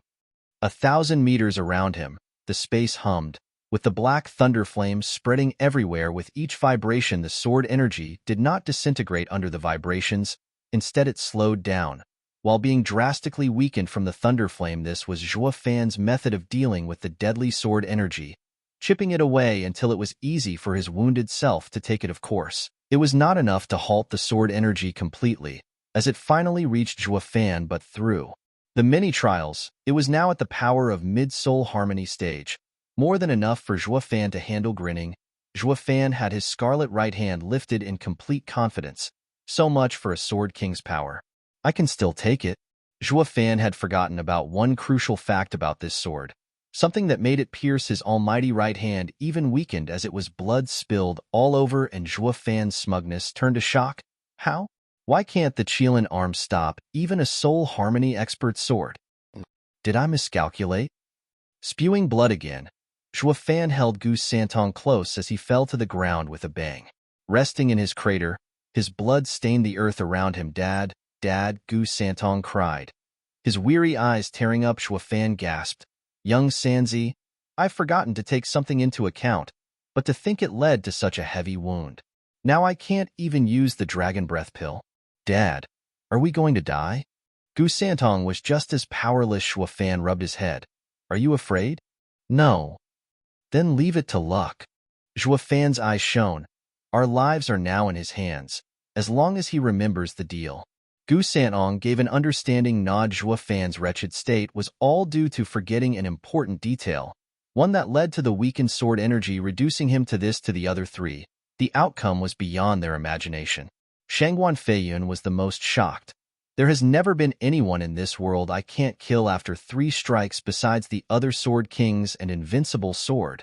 Gu Yifan, since you're first, let me end you with the 4th sword. Shangguan Feiyun aimed the fingers at the wounded and unmoving man in that crater. Filled with the intent to end this, there was hatred and resentment. But most of all, humiliation. His quarry was now defenseless, yet he was the one feeling defeated. The Great Sword King had failed to kill a Radiant Stage Alchemist in 3 strikes. The same way a buffed man couldn't squash an ant with his fist, people would disregard the ant's strength and mock instead the weakness of the man. Shangguan Feiyun's next sword held all his bloodthirst. The most dangerous one, the damaged Zhuo Fan was going to face. It was within his calculation, but deviated somewhat. Yet this little shift meant true death, even for Zhuo Fan. Chapter 941. Back against the wall / backed into a corner. Chapter 941. Back against the wall / backed into a corner. Proofreader, Papatonks. First is a show of strength to unsettle the mind. Second is baiting to get every guard out of the jail and give me time to rescue him. The whole guards throughout the city will be drawn as well, making our escape all the much easier. The plan does sound solid, but will they fall for it so easily? Shangguan Yulin hates Shangguan clan head to the marrow, thus making Shangguan Yulin detonate himself in his face, and with you raiding the manor, his mind will jump to conclusions. I want it out of rage. He'll believe beyond any shadow of a doubt that clan head is behind this, while I'll also scare the guards with this attack, making them feel safe only around Shangguan Feiyun, thus leaving the jail free to rescue him. This plan has a very good chance of duping Shangguan Feiyun, but that might not go the same for the wisest man in the empire, Bailey Jingwei. His reputation precedes him, and it's guaranteed he'll see through it. But no matter how shrewd he is, he has one glaring flaw I can exploit. What? Untold greed. Ha ha ha. Though it's not really a glaring weakness, since any highly skilled manipulator will feel greater desire in always wanting things to go his way. The Pill King convention is the perfect example. He knew where all of you were hiding and laid a bait for the perfect trap to catch all of you. He is a man with a clear objective and great patience. So no matter what doubts he might have about anything, he won't act on them, but instead seek to outdo me in the same field by using this alluring bait. In that case, we should outdo him as well by following his plan of saving young Sanzi from the manor. Then what? Hunting me down to the ends of the world. I reckon they'd catch up in an hour or 2. Escaping again will be even harder. Won't they just kill you? Yeah, only with death staring you in the face will you see the light of tomorrow. This is the only way for the 2 of us to escape Bailey Jingwei's hunt and leave the central area. Shangguan clan head should just forget about it since I have my own plans. Boom. Heavy rumbling came from afar, with a cloud of dust rising in the horizon. So high it covered the sun, and the blue sky. Shangguan Feixiong's team was hovering high in the air. As he recalled Zhuo Fan's foolproof plan back in the cave, his eyes were fixed on the source of those loud sounds. His gaze heavy, he sighed. Everything went exactly as the kid speculated. Bailey Jingwei and the other 2 went after the kid to catch him. He's got valor and smarts, anticipating the enemy's moves, even Bailey Jingwei. One venerable shook his head in worry. Just what could the kid do to escape from 2 sword kings and a prime minister? The rest wore heavy frowns. Yeah, what can he do? There were so many of us, and not even we could save anyone from the 2 sword kings. There's no point worrying. He said he had a way, and that's that. Shangguan Feixiong sighed. It's quite amazing how everyone started caring about him in just a few days. Haha. One venerable huffed. Who is? We're only lamenting the death of such a genius. And who are we going to take it out on if he dies without giving us the sword? Ha ha ha. Venerable can relax in this case. He said back in the cave that he'll hand it over once he escapes with his son. I had already sent men over to wait. Once Bailey Jingwei and the others leave, we'll look for the kid to hand it over. Feixiong, are you just going to believe his words? He's too cunning. Another venerable chuckled. Shangguan Feixiong showed a look of glee, nodding determined, I do, because he swore on his son. I don't believe any parent would toy with their children. He will keep his word. The others shook and nodded, and if he dies, there's a chance his plan will fall through. He'll still leave us with a trail so we can find the divine sword. Shangguan Feixiong looked at the disturbance once more with shaky eyes. Even if they die, he'll keep his words, only wishing to give the two of them proper burial, to give his son his blessing. The men looked at the clan head and then nodded in silence. Gu Yifun's mind was more twisted than a gnarled root, but one thing they could all swear on was his undying love for his son.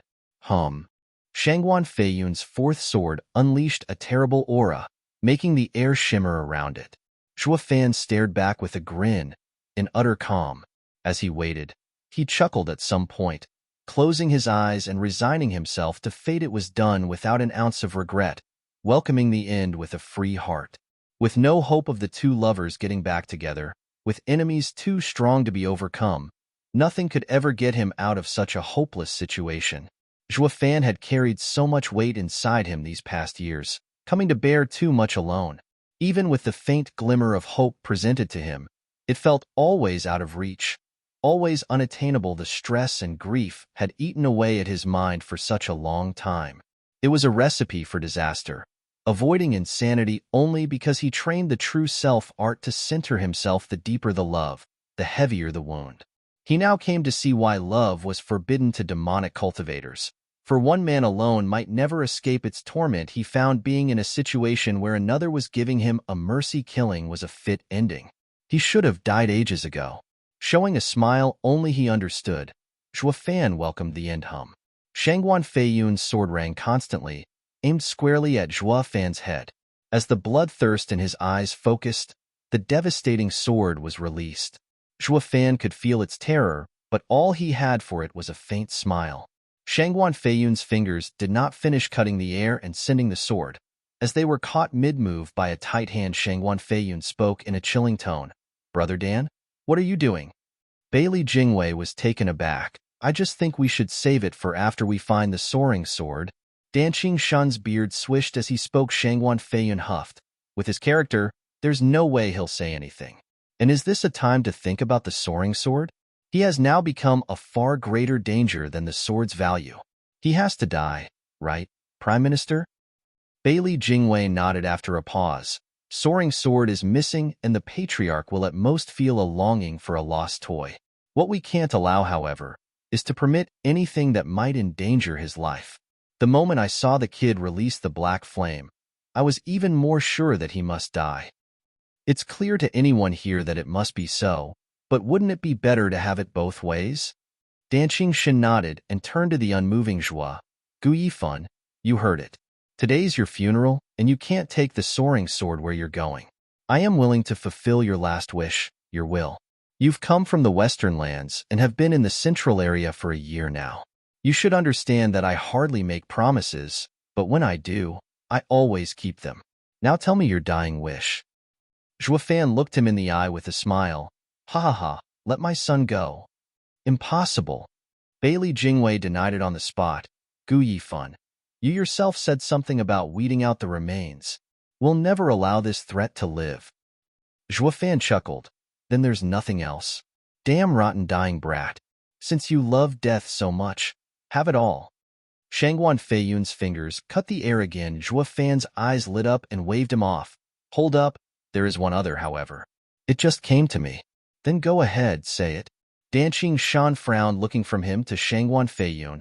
Zhuo Fan smirked. I only wish for Dragon-Cleaving Sword King to be the one ending me. Why? I'd hate to see Shangguan Feiyun happy.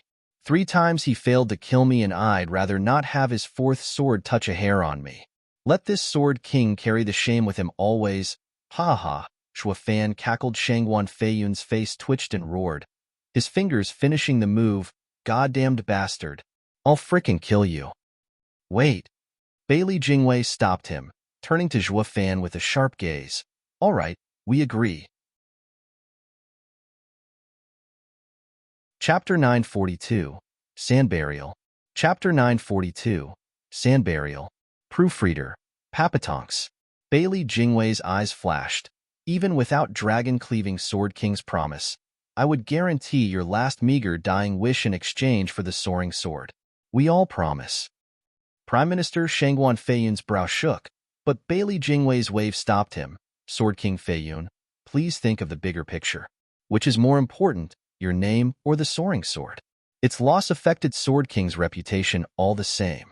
In other words, Soaring Sword's name has already suffered. So what is a little more? Please bear this indignity for the Empire. Shangguan Feiyun took a look at his most pathetic state. It wasn't the missing sleeve from one arm that got to him, but the damp pants that fueled his rage and shame. But in the end, he gave an angry wave and turned around, taking out fresh clothes to change. Bailey Jingwei nodded and smiled. Sword King Feiyun has promised you as well. That should be all, yes? Ha ha ha, yeah. Now I can tell you where the soaring sword is. Only, it's another matter entirely if you can get it. Zhuo Fan showed a crooked smile to an eager Bailey Jingwei, toying with him. Soaring sword is now with the Shangguan clan. Bailey Jingwei gasped. They have it. Grandmaster Gu, are you making fun of us? How can a cunning mind like yours just hand it over to them? Ha ha, what else was there? His loud laughter made him spray blood as well. We all know I've had priors with Shangguan clan, so I had to give them something to help me out.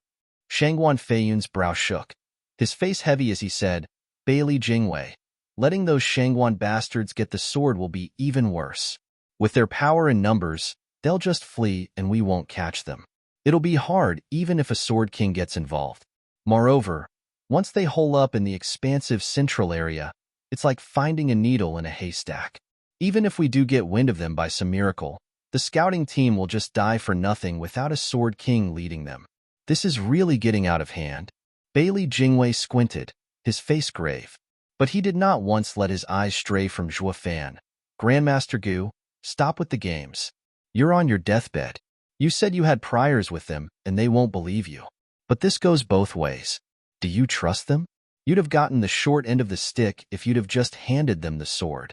They'd have just taken it out on you to vent for their losses. For a smart guy like you, such an obvious mistake is impossible. Humph, Grandmaster Gu, don't take us up for idiots. Bailey Jingwei huffed, his eyes sharp. Shangguan Feiyun's face twitched. Who is Bailey Jingwei calling an idiot? Humph, damn that Prime Minister, acting like the only wise guy in the world. Prime Minister, would you say I'm in a position to insult you? Ha ha ha. Zhuo Fan shook his head. But yes, neither I nor Shangguan clan trust each other, so the handing of the sword is done at the right time, so that we'd work out together against the enemy. Once the deal is done, neither will mind the other. Bailey Jingwei's eyes shook. You mean, you are our enemy, all 3 of you? Ha ha ha. Zhuo Fan chuckled as he explained.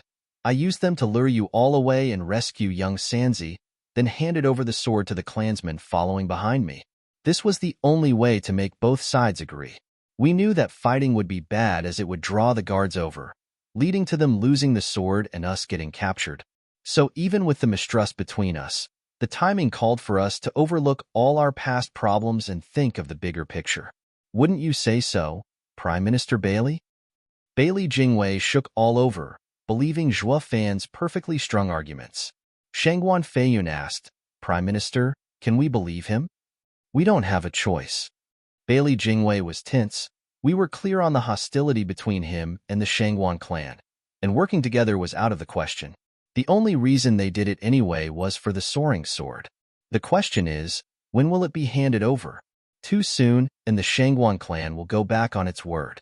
Too late, and anxiety mounts. So much so the tense mood will make them settle old scores even after getting the sword. But with the threat of another enemy around, the deal will be completed, each going their own way. Bailey Jingwei stared hard at Zhuo Fan and spoke with frustration and hatred. Grandmaster Gu, you're a true mastermind. You've done great indeed. If I were the one facing such a challenge, I don't think I'd come up with such a brilliant plan on the spot. You have my respect. Ha ha ha, why thank you for the honor, Prime Minister. Zhuo Fan waved his flattery away. Bailey Jingwei read the mockery in his eyes and turned to Danqing Shun in anger. Dragon-cleaving Sword King, fulfill Grandmaster Gu's will and send them off. Right? Danqing Shun drew 2 fingers and a deadly power surged in their tips, followed by a dragon roar and the space shimmering around him. Cold eyes gazed upon the feeble Zhuo Fan and Danqing Shun raised his hand. Zhuo Fan stared back with a broad smile. Whoosh! A sword of the same level as Shangguan Feiyun's was unleashed upon Zhuo Fan. Along with thousands of dragon roars, the sword energy surged as it fell on him following the devastating explosion. Hundreds of miles around Zhuo Fan and his son were leveled. There was nothing there than a wasteland and thick dust that dyed the world yellow once the breeze scattered it away. There was no trace of anything left behind. Everything was gone. Buried with the sand, the entire landscape had been reformed into this desolation. Bailey Jingwei sighed at the destruction. It is finished. Such an alchemical genius of his generation found his bones resting along his sons in this sand burial. What a pity. Prime Minister, isn't it a bit late for that? Shangguan Feiyun glanced over. Hypocrite much?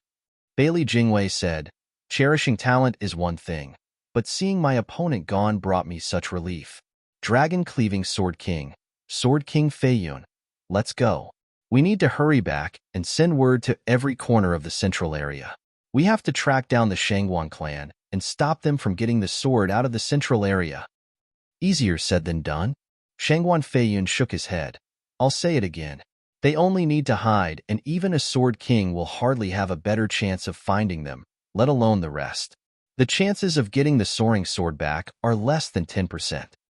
Bailey Jingwei sighed. We'll do our part, while the rest is up to fate. In any case, this has been our failure. Bailey Jingwei flew for flying Cloud City. Shangguan Feiyun shook, balling his fists and stealing his gaze. Bailey Jingwei isn't the only one culpable. With the Shangguan clan escaping and the soaring sword gone, Shangguan Feiyun was liable as well. Gu Yifan might have lost in the last fight. As a mere radiant stage cultivator, he had avoided 3 sword skills from a Sword King and even talked his way out of being executed by the 4th strike. At his weakest, it was Shangguan Feiyun's worst defeat.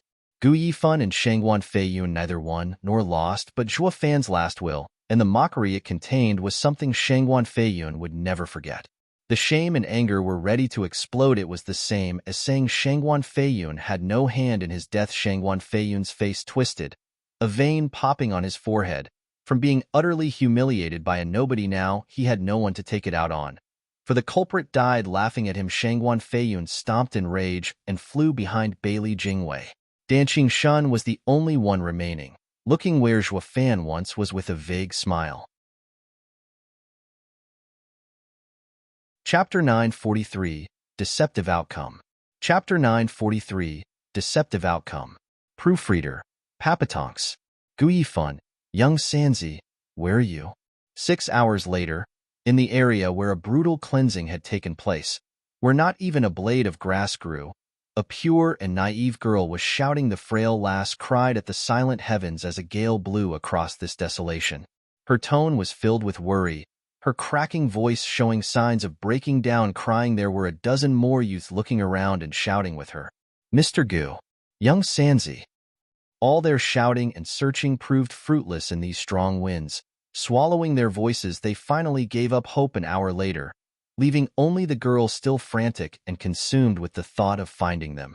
She never stopped, never rested, always crying out till hoarse. Gu Yifan, Young Sanzi, where are you? Young miss, save your energy. You've seen what attack did this. They had no chance against such misfortune. There's no point searching. One youth sighed. It'll be a miracle if someone could survive 2 Sword Kings. Mr. Gu, let's follow clan head's words and look for any clues Mr. Gu left us to reach the soaring sword. The girl glared back at him. Shut up. Gu Yifan is fine. They can hear us and we'll soon find them. They have to be, or... Shangguan Qingyan trailed off young miss. In this desolate place, any kind of sign would have been noticed easily. If we can't see them, it makes no sense for two Sword Kings to be blind to anything obvious. That only leaves death, destroyed completely. Young miss, our top priority still is finding Mr. Gu's clues. He shook his head, trying to make her see reality, but then a ripple echoed out. Two figures slumped to the ground, popping out of thin air, and soaking the yellow dust with their scarlet blood. Shangguan Qingyan shook and cheered, crying tears of joy as she rushed over. Mr. Gu, young Sanzi, you're all right? You're still alive. In the name of all that's holy, the guy actually got away from two Sword Kings. What did this freak do? The guy held his head in complete shock, needing some time to react to this sudden realization. Then he rushed over to help, only for a bloody arm to clutch his shirt, dragging him down. He looked stunned at Zhuo Fan, who was gasping for breath, using the last of his energy to shout, I told you to come and help, not give me a burial.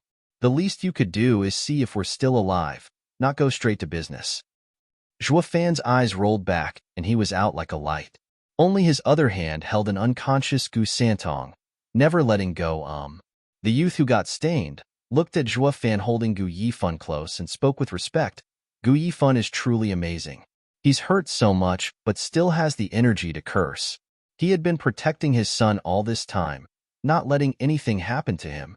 Shangguan Qingyan nodded, choking with emotion and pain from seeing Zhuo Fan covered in those deep wounds. Get Mr. Gu and his son back now.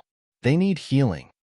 Noticing Shangguan Qingyan was in no state to boss them, the guy shouted for the others, carrying the two away across the large expanse of this yellow wasteland. A conspicuous stain of scarlet blood on the dry dirt was the only proof that someone had survived this ordeal. It took Zhuo Fan 3 days to wake up, finding himself in a dark cave. Nothing came as a surprise for him. Knowing that they had been rescued, it was part of his deal with Shangguan Feixiong. As long as they were drawing breath, they had to be tended to, or death was sure to grasp them in its cold grip if left out there in the desolate place. Shangguan clan thus sent the juniors to save them. This was why Zhuo Fan knew that after saving young Sanzi, the Shangguan clan would comply since he still held the sword they wanted. This was the perfect time to use it for all it's worth. With this sword around, the Shangguan clan won't ever let me die. If the chances were death would have come instead, he'd have set the sword out of his ring for Shangguan clan to take. He didn't need it where he was going. Zhuo Fan had taken all aspects into consideration. On one hand, he had bluffed Bailey Jingwei into leaving, and on the other, he had Shangguan clan eating out of his palm. The thought brought an insidious smile to Zhuo Fan's lips, resting as he was on the cold, hard bed. Ha ha ha, at the end of it all, be it Flying Cloud Manor or Shangguan clan, all dance to my tune. I have turned despair into hope once more. Cackling like mad, Zhuo Fan stood up, only to feel a sudden pain stab at his mind. The agony coming from every part of his body made him grit his teeth. Damn that Danqing Shun, couldn't he have taken it easier? Then again, being ruthless was the only way of fooling Shangguan Feiyun's senses and intuition. A faint and childish voice came. Dad, you told him to, and now you're blaming him for it. If the old man knew you're cursing him, he'd wished he'd killed you instead. Zhuo Fan raised an eyebrow, smiling. Young Sanzi, you knew? Of course. Gu Sanhong just woke up, still pale but quite happy. Is there anything I don't know about you? Ever since you had Shangguan Yulin sent to give me some nonsense signal, I knew that it wasn't meant for me. We never had private code phrases. What's that stuff about a gentleman's promise and wanting to save me anyway?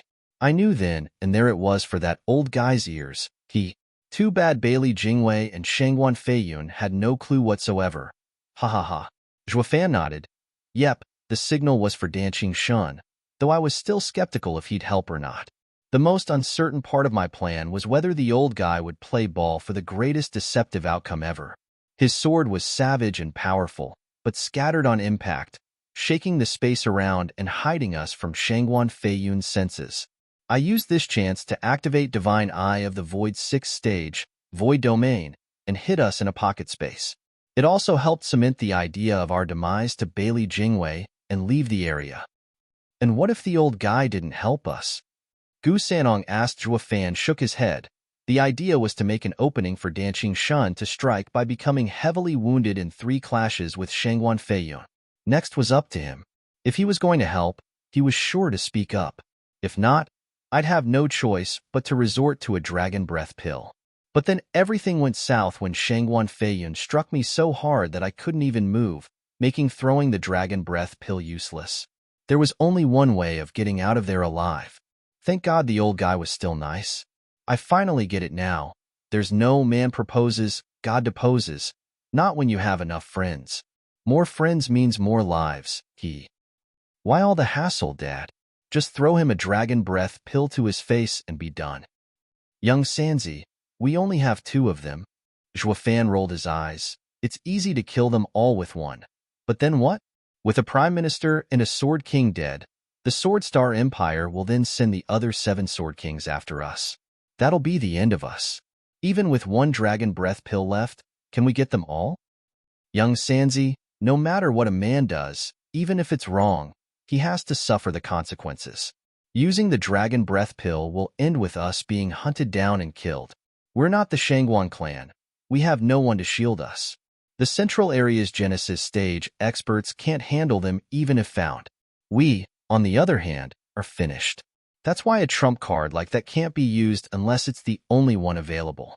We're not on invincible swords level, so we can't use it to mow down grunts. Young Sanzi nodded, but then muttered, but you used one on Universal Righteous Sect and only got 2 now. Dad, didn't you mow them down? Zhuofan flushed from being stuck. Men are impulsive.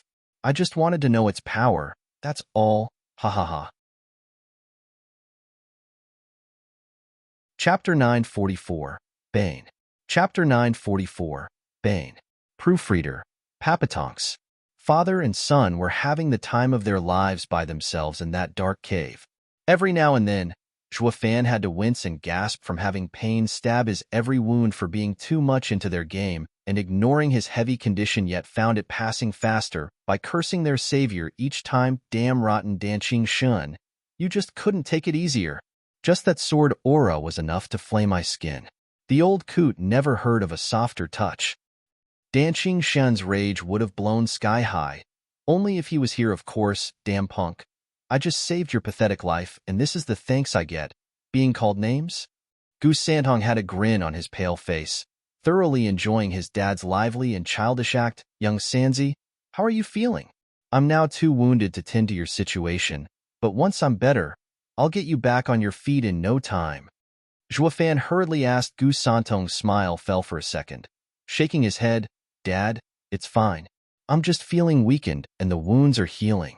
The Shangguan clan gave me plenty of healing pills. That's great. Even their poor pills, unlike mine, can help your wounds, ha ha ha. Zhuofan chuckled. At ease. Gu Santong's smile soon turned upside down, taken by melancholy. Zhuofan could tell that it was different with the other hand, as the blood was still seeping out despite the tight wrap around it. Rumble. The stone door opened, breaking the heavy silence. Shangguan Qingyan and the same youth Zhuofan grabbed back in the wasteland entered. The girl saw them waking up and cheered. You're up? Thanks for the save. Zhuofan smiled. Shangguan Qingyan smiled back, coming over to him and looking concerned. Mr. Gu, your body is a wreck. Are you sure it's fine? We've used many pills, and while your other wounds healed, you don't have to worry about it. I'm an alchemist too. As long as my soul is fine, the flesh can be mended. Zhuofan's hand shone and a vial came out, taking out a green pill. The thick aroma was intoxicating, making the other clansmen cry out, by God. Using a 10th grade pill just for some flesh wounds? An alchemist is a different breed than our clan. Ha ha ha, it's only for the common ones, while young Sanzi will need a more particular solution. That's why I need to get back in shape to make him the right pill. Zhuofan ate the pill and used the returning dragon's roar as dragons roared about. Zhuofan was brimming with vitality. The returning dragon's roar was the best thing when it came to patching up the body. A shame it didn't work on souls as well, with the healing pill complementing the returning dragon's roar. The two watched in shock as Zhuofan's wounds barely closed at all. Zhuofan then felt a stabbing pain from every inch of his body. Zhuofan looked down with a frown. What's with these weird wounds that can't heal? They feel the same as the one vaulting sword gave me back in Double Dragon Manor. The Shangguan clansman chuckled. Mr. Gu, you must have been hit by Dragon-Cleaving Sword King's dragon-cleaving art. Despite the difference between his sword art and ours, they both come from insights in a divine sword. Wounds inflicted by such weapons will be hard to heal. I still thought you'd need 10 more days before you could stand. It's a miracle you are doing this now. An 11th grade alchemist sure heals fast. Haha. Wounds from those sword arts heal slowly. Zhuofan soon came to his own conclusion as to why. The wound vaulting sword inflicted back then took ages to heal too, since Danqing Shen's art came from the vaulting sword, which hurt him. Does that mean the sword art captured the divine sword's essence? Regardless of doubts, this was the conclusion he came to. Common folk being around a sacred weapon for long enough, they'd have its sword energy used for their cultivation, facilitating not only their training in a godlike sword art, but also unleashing greater power when using it. It was top-notch regardless of the stage it was used in. Is it maybe the power of the sword sovereign? Deep in thought, the casual movement of his right reminded him of the pain and winced. The pain coming from his body earlier subsided after using the pill and the returning dragon's roar. The issue now was the right hand. Shangguan Qingyan took his right hand and complained, "Easy, we've just bandaged it, but the bleeding won't stop." Zhuofan shook. Seeing as the wrap was dyed red, young miss, Shangguan Feiyun's soaring sword art must have caused the wound on his right. Anyone else would have their heal slowly, but this is so baffling that no pill works. The bandage is only temporary, and if this continues, he'll bleed out. The Shangguan guy explained. Zhuofan's brow shook, looking at his right in fright. He felt his forehead and, though wounded, did not bleed. Healing slowly, Shangguan Feiyun caught his gesture and said, baffled, "Mr. Gu, I looked over your condition. The wounds on your right arm have to be from Shangguan Feiyun's sword. The strange thing is, it just won't heal, while the shoulder heals the same as the rest of you. I'd almost thought Shangguan Feiyun's sword was stronger than Danqing Shen's. It's the Qilin arm." Zhuofan's eyelids shook, coming to a conclusion. That's why the soaring sword art at Soul Harmony stage could pierce it. The secret lies with soaring sword and soaring Qilin. The soaring sword and, in turn, the soaring sword art targets the soaring Qilin in particular. That means young Sanzi. Zhuofan felt sharp pain as he rushed to young Sanzi's side. Holding the bandaged arm that was bleeding just like his, Shangguan Qingyan gasped, hurrying to change the binding. "Young Sanzi is bleeding again. We have to stop it." "Young miss, that's only a symptom. They are both so strange, unable to heal the areas struck by the soaring sword art." The Shangguan guy shook his head. Shangguan Qingyan wouldn't give up, looking after young Sanzi with teary eyes. "Even if it doesn't heal, we have to do all we can. Having not even reached the ethereal stage, they'll die for good and won't come back." "Young Sanzi, why didn't you tell me?" Zhuofan balled his fists and clenched his teeth. Being in the ethereal stage, Zhuofan would have halted cultivation, at worst, but he'd live. Young Sanzi was a sacred beast by comparison, with their body and soul as one. When one died, the other followed, and there was nothing to bring him back. Young Sanzi's bleeding condition was potentially deadly. Young Sanzi teared up, his pale lips trembling. "Dad, I felt ever since the soaring sword art hurt me that I met my Bane. I can barely hold on. I didn't want to worry you. Why didn't you say anything? I'm your dad. I'm supposed to worry." Zhuofan gnashed his teeth, taking out a vial from his ring and revealed 2 11th grade pills under the Shangguan guy's gasp. Zhuofan took one and gave young Sanzi the other. "Listen, this is from when I refined to save Shangguan Qingyan. She had been hurt by the soaring sword art as well. It worked on her, and now we'll see if it works on us as well. If all else fails, I'll take you back to Western Lands." "Western Lands?" Gu Santong jumped. Zhuofan nodded with resolve. "We'll ask those old coots to save you. They have to know a way. So just hold on, young Sanzi." Chapter 945. Back to Western Lands. Chapter 945. Back to Western Lands. Proofreader. Papatonks. With the ingestion of the pill, Zhuofan and Gu Santong flashed green, meditating to work its power to heal their wounds through their body, especially that bleeding arm. The green energy gathered on the wound, but that was it. It just could not go deeper and work its magic as something was keeping it away. soon fading out with a soaked brow. Shuo Fan gnashed his teeth and his nails dug into his palms. Shangguan Qingyan was looking very worried from the side hum. With a ripple, Shuo Fan resorted to force, using Yuan Qi and the healing energy to slam into the wound. All he hit was a wall. But as he kept pushing, the green energy seeped ever so slowing into the wound and began to heal it as it improved. The bleeding slowed to a stop. Shangguan Qingyan lit up with joy. Shuo Fan eased a breath and looked at his Qilin arm with a nod. This pill has some use. Shuo Fan turned to young Sanzi with hope, only to find despair. Gu Santong's arm looked to have improved, but it was marginal. The bleeding had slowed down, but not completely. His life was still in a very real danger. Shangguan Qingyan gasped, "Mr. Gu, you managed to heal, so why is young Sanzi?" Shuo Fan was in a constant frown, feeling bleak inside as the worst case crept among his thoughts. The soaring sword art may be Qilin's bane. The two conflicting energies can't be resolved with pills alone. I fear that only a sacred beast can heal another sacred beast. I can only take him to Kuanpeng and Dragon Ancestor in Western lands. The question is if I'll reach them in time. I only have a Qilin arm, and since the rest of me is human, the soaring sword art isn't so harsh on me. Just who can save you? Shuo Fan has made up his mind. Holding Gu Santong in his arms and walking out. "Mr. Gu, where are you going?"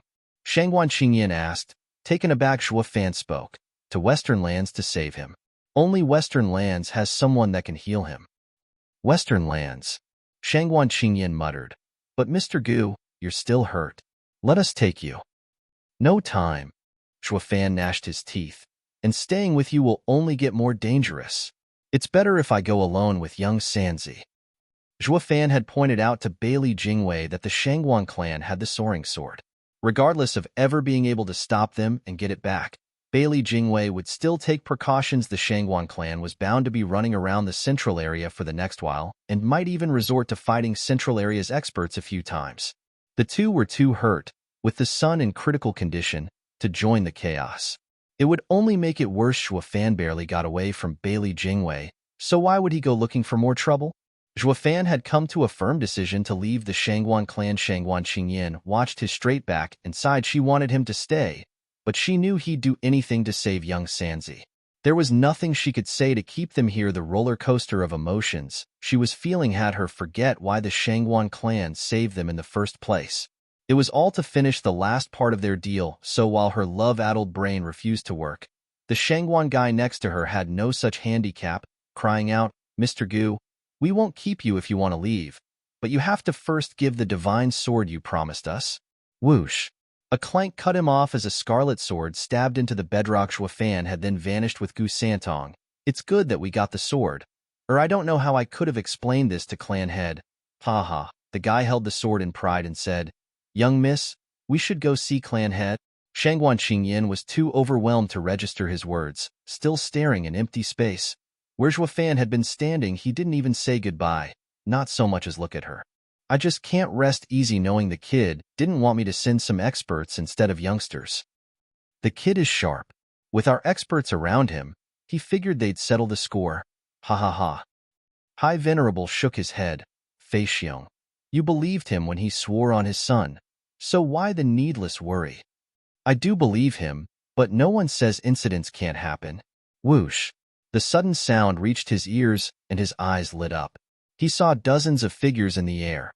The juniors he sent for Shuo Fan. In the lead was the apple of his eye. Shangguan Qingyan. Shangguan Feixiong's worries over these days finally eased the rest of the experts gathered around the juniors. Eager to know the result, Shangguan Feixiong rushed to Shangguan Qingyan to ask, "How did it go? Did you get the soaring sword?" Shangguan Qingyan sighed and left with a lowered head. The rest felt uneasy. Why is young miss so glum? Did the kid die and leave no trace of the soaring sword? Why then did they took so long to come back? Clan head, here is the soaring sword. The guy who was with Shangguan Qingyan around Shuo Fan bowed and presented the scarlet longsword. Ha ha ha, lit up and touched the blade. Ha ha ha, it really is the soaring sword. Our mission is a success, and we can go home to Eastern lands. Everyone cheered and jumped in joy. Then what's with that girl having a long face? I thought you failed for a second there. Ha ha. Shangguan Feixiong eased a breath and glanced at his daughter looking depressed. Upon the Shangguan guy bowed again. I believe it's because of Mr. Gu, that young miss. He explained everything that transpired and everyone looked stunned. You're saying he's alive? Shangguan Feixiong's eyes shook. He actually came out alive from not just two Sword Kings but the Prime Minister of this empire. They were aware of Zhuo Fan's plan and how reality followed its every step, but to actually achieve the last and hardest part alive was inconceivable. They found it far more believable for Zhuo Fan to die and leave clues for the Divine Sword instead. This made the news of Zhuo Fan's flawless execution of the plan a total shock. Chapter 946, Solitude. Chapter 946, Solitude. Proofreader, Papatonks. The guy paused, seeing everyone wearing dumb looks, and bowed again. Clan head, Gu Yifan is wise and brave, a real hero. When we found him, he was still protecting his son despite the heavy wounds.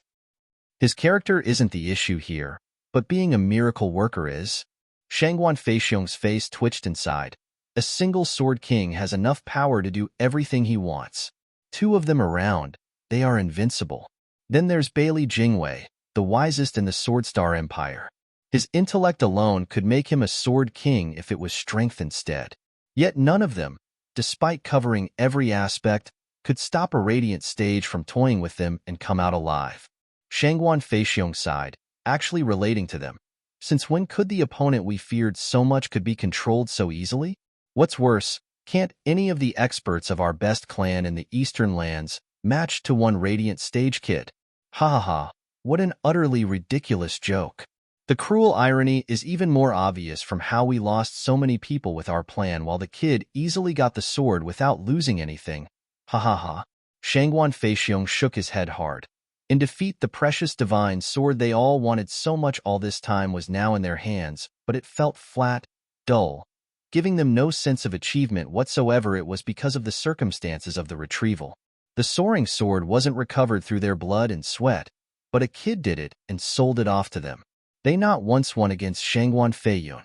It was the kid all along who did everything, fighting, toying, and surviving. Shangguan Feiyun was the Shangguan clan's biggest traitor, but the victory belonged to a kid's resourcefulness. None of them were better than a meager Radiant kid. Clan head's desolate figure holding the divine sword killed everyone else's joy. They felt nothing from it, not when another scored a win and just handed it over. It was a subtle contrast between taking and receiving the win that made all the effort worthwhile. By taking it yourself, you proved that you had the ability to do it, while having someone just hand it over was a humiliation. It proved the other guy was better than you. Being thrown to the side by the enemy and focusing on the better adversary, such a win felt empty to them. Having no value, they believed Shangguan Feiyun's group, when they fought, did not show any regard to them, always thinking about Gu Yifan. Shangguan clan? They're nothing. Gu Yifan, a Radiant stage kid, came around out of nowhere and robbed the Shangguan clan of their honor. Sure, he got the soaring sword for them, but they didn't look quite as thankful. The three venerables knew their feelings and chuckled. Feixiong, the soaring sword is back where it belongs. We now should focus on leaving the central area. Name, reputation, glory, they come and go many times in life. As a clan head, I know none of these are important before the clan's righteousness. We're lucky to have suffered a few losses this time, ending with our win. I am very happy to see this, but Shangguan Feixiong tensed inside. Having thought about everything that happened, I can't help but wonder if I'm fit to be the clan head. Feiyun was right. I'm beneath him in power and potential. I'm headstrong and can't see the bigger picture, unable to be proactive like Gu Yifan and Bailey Jingwei. Their convoluted and intricate plans open my eyes at how deep their schemes can go. Of how detailed they are, I think that the next time we clash with Bailey Jingwei, I will cause the death of everyone. I, Shangguan Feixiong, am plain, with no outstanding quality. Will keeping this chair of mine help, or lead to disaster? Ha ha ha, the clan might not grow much under my helm. I've seen Gu Yifan's handiwork, his cruelty. No low is beneath him, even detonating someone. But one can't deny the results either. Having him as a son-in-law might not be such a bad idea. Leaving him to take over from me will raise the clan to new heights. At least he's far more capable than me. The venerable looked him in the eye. Feixiong, we all knew there's a limit to what you can do, but do you know why we picked you? The choice was between me and Feiyun. But he was too conceited and erred constantly. Shangguan Feixiong frowned. The venerable chuckled. Everyone makes mistakes. You think we didn't let him take the seat because of some mishaps? We even had a long dispute back then over Shangguan Feiyun's talents. Why then? The venerable smiled. The ruler is to be wise and not rash, average and not proud. The former is for the royal succession to avoid vies for power. The latter is to avoid the biggest faults in one's character. Average people hardly achieve success, but they also represent stability. They need but find a capable official to assist, and they can thrive. As for the egotistic rulers, they think themselves above everyone, that they can do everything and won't ever take advice. They can take the clan out of trouble, yes, but one day it might lead it to disaster. That is why an emperor would always choose the average son over the proud one if there's no one talented and having virtue. Virtue has always been the main criteria for all ancestors. Shangguan Feixiong nodded. I see. You were afraid Feiyun's arrogance would lead to the clan's demise, so you renounced him. Then what of Gu Yifan's virtue? The kid's virtue ain't bad. The venerable waved Shangguan Feixiong's question with a vague smile. Shangguan Feixiong jerked. Second venerable, you mean he has it? How come I don't see it? Ha ha ha, if you could, you'd have seen Shangguan Yulin's degenerate character. Feixiong, you can't judge a book by its cover. He may behave cruelly, but deep down he's a man of principles. Don't lump cruelty with being insidious. Insidiousness always strays you from the path, but his path stretches far and wide. The venerable smiled. He may be cruel and unscrupulous, but everything has a purpose. He was only after his goal when he clashed with us, but did nothing despicable. Think about it. Did he forego righteousness for gains? Did he go back on his words? And most importantly, he's a loving father that would do anything for his son. How bad can he be? Well, I've seen people far worse than him, looking dignified but resorting to atrocities when no one's looking. Such a kind and dark youth is worth making friends with, better than those insidious and petty ones. Shangguan Feixiong nodded after a pause. Yeah, the kid only clashed with us in our goal, but all he said and done is to my liking. He's like a demonic gentleman. Then my plan. Feixiong, you should just forget it. The venerable cut him off. It's not a bad idea to have him as your son-in-law. He'd also benefit the clan by having him around, but not the clan head. Why? He's far more qualified than me. Is it because of his scheming? No, his scheming is very much within reason. He's in conflict with our beliefs, as he walks the demonic path, regardless of how upright he is. The venerable said, it's just that he walks in solitude, unfit for a clan head. Solitude? He has no ties with anything but his son, let alone a clan. He can't take the helm of a clan. The venerable sighed. A clan head bears on his shoulder the fate of his people, holding within him their lives and deaths. But he is alone, without such responsibility. He is indeed capable, but not fit for a clan head. As for being like Bailey Jingwei, governing the empire, or a clan head's right hand, there's no one better. Shangguan Feixiong nodded after digesting his words. He bore too much solitude to carry the weight of a leader. A loner meant to roam the world, but a cultivator communing with the world had such a quality as well. While too many mundane affairs hindered one's comprehension of the inner workings of the world, doesn't that mean it's us who were led astray from the straight and narrow?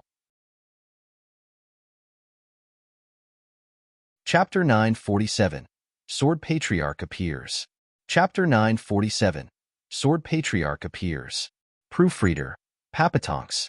The sky was sifting large snowflakes as far as one could see, dyeing the world in shades of white. A month had gone since Shuafan's battle, with autumn making way for winter with its cold snow and the flying cloud city. Danqing Shun watched the heavy gray clouds outside, peaceful as they filled the air with snowflakes, covering the sun's every ray of warmth. Despite the glum outside, he was sitting cozily by a lively fire in a lavish room, sipping his delectable tea with a most conspicuous smirk. "OL Dan, when little old me's in trouble, please look after me. Boy, I didn't do it for you. I won't make it hard on Sir's old bones. All I ask is for you to strike hard and I shall find life in death." Ah, ha ha, boy, where are you now, I wonder?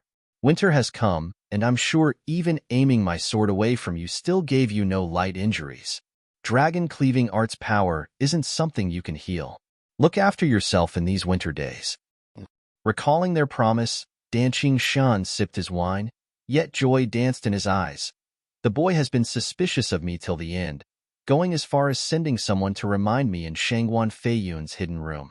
Haha, how pointless. Dragon-cleaving Sword King, you're in a good mood. Mind sharing with me so I could enjoy it too? I've hardly ever saw Dragon-cleaving Sword King smile. Haha. Rows of guards entered, bowing and making way for Bailey Jingwei in fur clothing. He made himself at home, sitting right next to Danqing Shan with a smile. Shangguan Feiyun came next, sitting nearby, sticking one leg over the other, looking bored to death. Brother Dan, share with us this fine mood you're having. This past month, if not dull, it has been glum. Ha ha ha, getting your paradise ruined and the divine sword taken tends to do that. Danqing Shan took out a jade slip. Here's my report on my domain. There were signs of the Shangguan clan around and I have come to ask for the next course of action. What? Shangguan Feiyun snatched the jade slip and cried. Those old fools ran off to your side of the empire? But that leads to northern lands. What are they doing there? They must be taking the long way around, through northern lands. Bailey Jingwei's eyes flashed and resumed sipping tea by the fire's cozy warmth. Shangguan Feiyun followed. Prime Minister, what do we do? Nothing. Bailey Jingwei sighed. The central area is just too large and gives the Shangguan clan too many places to hide. I had notified the 9 Sword Kings to look out for them in their domains, but without concrete signs to look for, they'll find nothing. Furthermore, with some Sword Kings' laid-back attitude, some not even present in their domains, things would only get harder. Prime Minister Bailey, I'm here, aren't I? Dragon-cleaving Sword King, I wasn't talking about you, but that wine sword Immortal that loves to hit the bottle. Bailey Jingwei's eyes flashed and gnashed his teeth. He's a Sword King, but all he does is partake in local beverages at every chance instead of leading his domain. How damn superficial. He even makes trips to other lands too. Humph. Just what was the point of giving that domain to him? At least with Shangguan clan's faint traces, even around he won't be of much use. Danqing Shan grinned. I have to say I admire that old guy. So free and casual. Brother Feiyun, he'll be back in a few days. Want to ask him out for a drink? Maybe he got back some good stuff from where he's been. You go. I'm not in the mood. Shangguan Feiyun gave an impatient wave. Just how did you manage to do it anyway? Danqing Shan raised an eyebrow. How else? When they asked me how to do it, I told them to play dumb. The Shangguan clan came here en masse and with 3 old coots strong enough to face a Sword King. So while I wasn't around, they were bound to die if they pushed them. So they just let them go. Why you? Shangguan Feiyun's face twitched, turning to the other. Prime Minister, see that? He's lazy at his job. When the invincible sword comes along, I'll be sure to tell him. Glancing at him, Bailey Jingwei chuckled. I advise Sword King against pettiness, for I'm with Dragon-cleaving Sword King on this. What? Doing something pointless is utterly idiotic. Taking his teacup, Bailey Jingwei took a sip and drawled. Looking for the Shangguan clan was just a matter of appearances, never intent on following through. What's the point of handing them the lives of hundreds of people? We lost, pure and simple. There's no shame in it. Now we need to get ready for the Patriarch's admonishment. Report. A guard barged in and presented a jade slip. Prime Minister, Imperial Capital summons you. A summon? Bailey Jingwei smiled and took the jade slip. I've been away for 3 months and His Majesty wants me back? Haha, I hardly get any vacation time like this. There are so many places I haven't seen yet. Sigh. No rest for the wicked. Just what got the Imperial Capital so on the edge they need me to solve it? How pretentious can you be? The Empire can't go a single day without you. Shangguan Feiyun's mouth twitched and revealed a crooked smile. Prime Minister, politics sure keep you busy. Without Sir in the Empire, the sun loses its shine. Ha ha ha. Bailey Jingwei caught his jab, but chose to ignore it as he read the summons with an unspeakable calm. Though minutes later, he winced and cried. What? What happened? Shangguan Feiyun flinched. Bailey Jingwei said, Patriarch has come out and is calling court with the 9 Sword Kings and all officials. He wants to move in on northern lands. Invincible sword is out? Shangguan Feiyun and Danqing Shun cried out at the same time. The world will be in turmoil soon? What do you mean? Followed by prosperity, I mean. Ha ha ha. At Bailey Jingwei's long look, Shangguan Feiyun and Danqing Shun gave a dry laugh. Bailey Jingwei shook his head. I'll ignore it this time. But please watch your words, Sword Kings. You are the revered 9 Sword Kings of the Central area, the cornerstones of the Sword Star Empire. If the Empire is flourishing, so are you. If the Patriarch is powerful, so are you. Above all else, never treat Patriarch as your adversary. While I do understand the urge in practitioners to find worthy opponents to test their mettle, a house divided against itself cannot stand. Understood? The two nodded with how little impact he had on these strong Sword Kings. Bailey Jingwei did not press the issue, shouting instead, Guard, prepare to return to the imperial capital. I and the Sword Kings are going to greet the Patriarch. Yes, sir. A man bowed and rushed to work. Bailey Jingwei spoke again. Also, I had you look for a reliable person from Western lands. Did you find any? Prime Minister, I have. Then send him to Western lands and keep an ear out for anything of note. Bailey Jingwei sighed. Shangguan Feiyun asked, Prime Minister, why are you sending someone to Western lands? Can a single random guy slip through the land's defenses and erase to spy? I don't need him to find me secrets, but a man's background. Who? Gu Yifan. Bailey Jingwei's eyes flashed. Gu Yifan has been a worthy opponent. Even though he died, I still want to know everything about him to remember him by. As a manipulator, he had very few pieces in his hands, and who knew, maybe if he were but a little bit stronger, he'd have one. Bailey Jingwei did not finish his thought. Who was to say who came on top when 2 equal opponents collided? Shangguan Feiyun spoke. Gu Yifan has been nothing but cunning. He came to act against my manner, so there's no way he would leave clues to his true identity. The greatest lie isn't based on just deception, but mixing lies and truths. Bailey Jingwei spoke. Gu Yifan is a clever guy, and I'm sure he didn't give me only lies, for it would have made him too suspicious. It's especially easy to be exposed when lying about local customs and products. While his name might be fake, his origin isn't. And with his smarts, there's no way he's unknown in the Western lands. So I want to find who he was, just what kind of man could hold his own against me. Chapter 948, A Time of Need. Chapter 948, A Time of Need. Proofreader, Papatonks.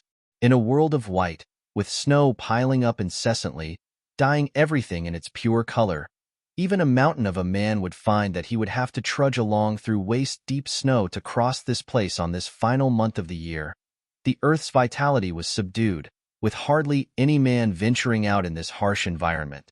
Even a powerful cultivator would rather avoid such blizzards, not wanting to face the heavens and this desolate world of white. Though in these particular parts, 2 lone figures, 2 mere specks in this sea of white, appeared on and off among the snowfall crack. Under the crumbling snow with every step, a thin man paused to readjust the young child on his back, puffing out white with every breath before resuming his trek. He swayed under the biting winds, only to press harder and regain his stalwart stance. The frail child looked at the bitter and icy world around him, then at the man's body, toiling to carry him. He parted his cracked lips, sobbing, Dad, I won't make it. You've been making me 11th grade pills to slow the bleeding and recover my blood, hurting your already wounded soul in the process. Then you still insisted on carrying me for months. Now you can't even fly. You can't keep doing this. Dad, let me go and move on. My time is up. I don't want to be a burden. Quiet. The man panted and raised his waned face, only his eyes shining with unflinching determination. He just gritted his teeth and pressed on. Young Sanzi, listen up. I am your dad and I won't have this. No matter what, I'll get you back to the Western lands alive, so those 2 can heal you. But the Western lands is so far away. How can we reach it in time? Dad, you can't go on doing this either. Zhuofan's eyes shook, moving on by sheer stubbornness. Even if I have to walk all the way, I'll still make it. We don't need to keep moving much longer. In half a month we'll reach Golba City. There's a teleportation array to every land there we can use. We'll be back to Western lands before you know it. Teleportation array?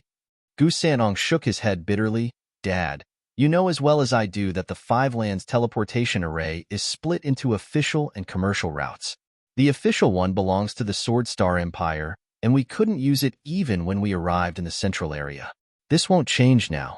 And the commercial route belongs to the biggest merchant union in all the lands, ignoring any politics involved between them. To use their teleportation array, we need the consent of the leader in each land first. How are we going to pass their questioning when we're supposed to lay low? Zhuofan squinted, his brow shaking, but his eyes were firm. With me around, I'll definitely use it. Zhuofan took a heavy step, and as the sweat built up, he not once stopped from rushing, Dad, you're the best. Feeling Zhuofan's kind and wide back, Gu Santong teared up, sobbing and slowly falling silent from feeling so weak. Blood trickled down his hand and onto the pure white snow, taking with it just a bit more of his vitality, leaving him defenseless against the elements, with the coldness seeping in, unaware of young Sanzi's situation and oblivious to his last words. Zhuofan's mind was set in one direction. To push on, eyes flashing, Zhuofan took step after step, trudging forward slowly and leaving deep marks behind. 4 hours of toil brought Zhuofan to gasping, but nothing deterred him from walking.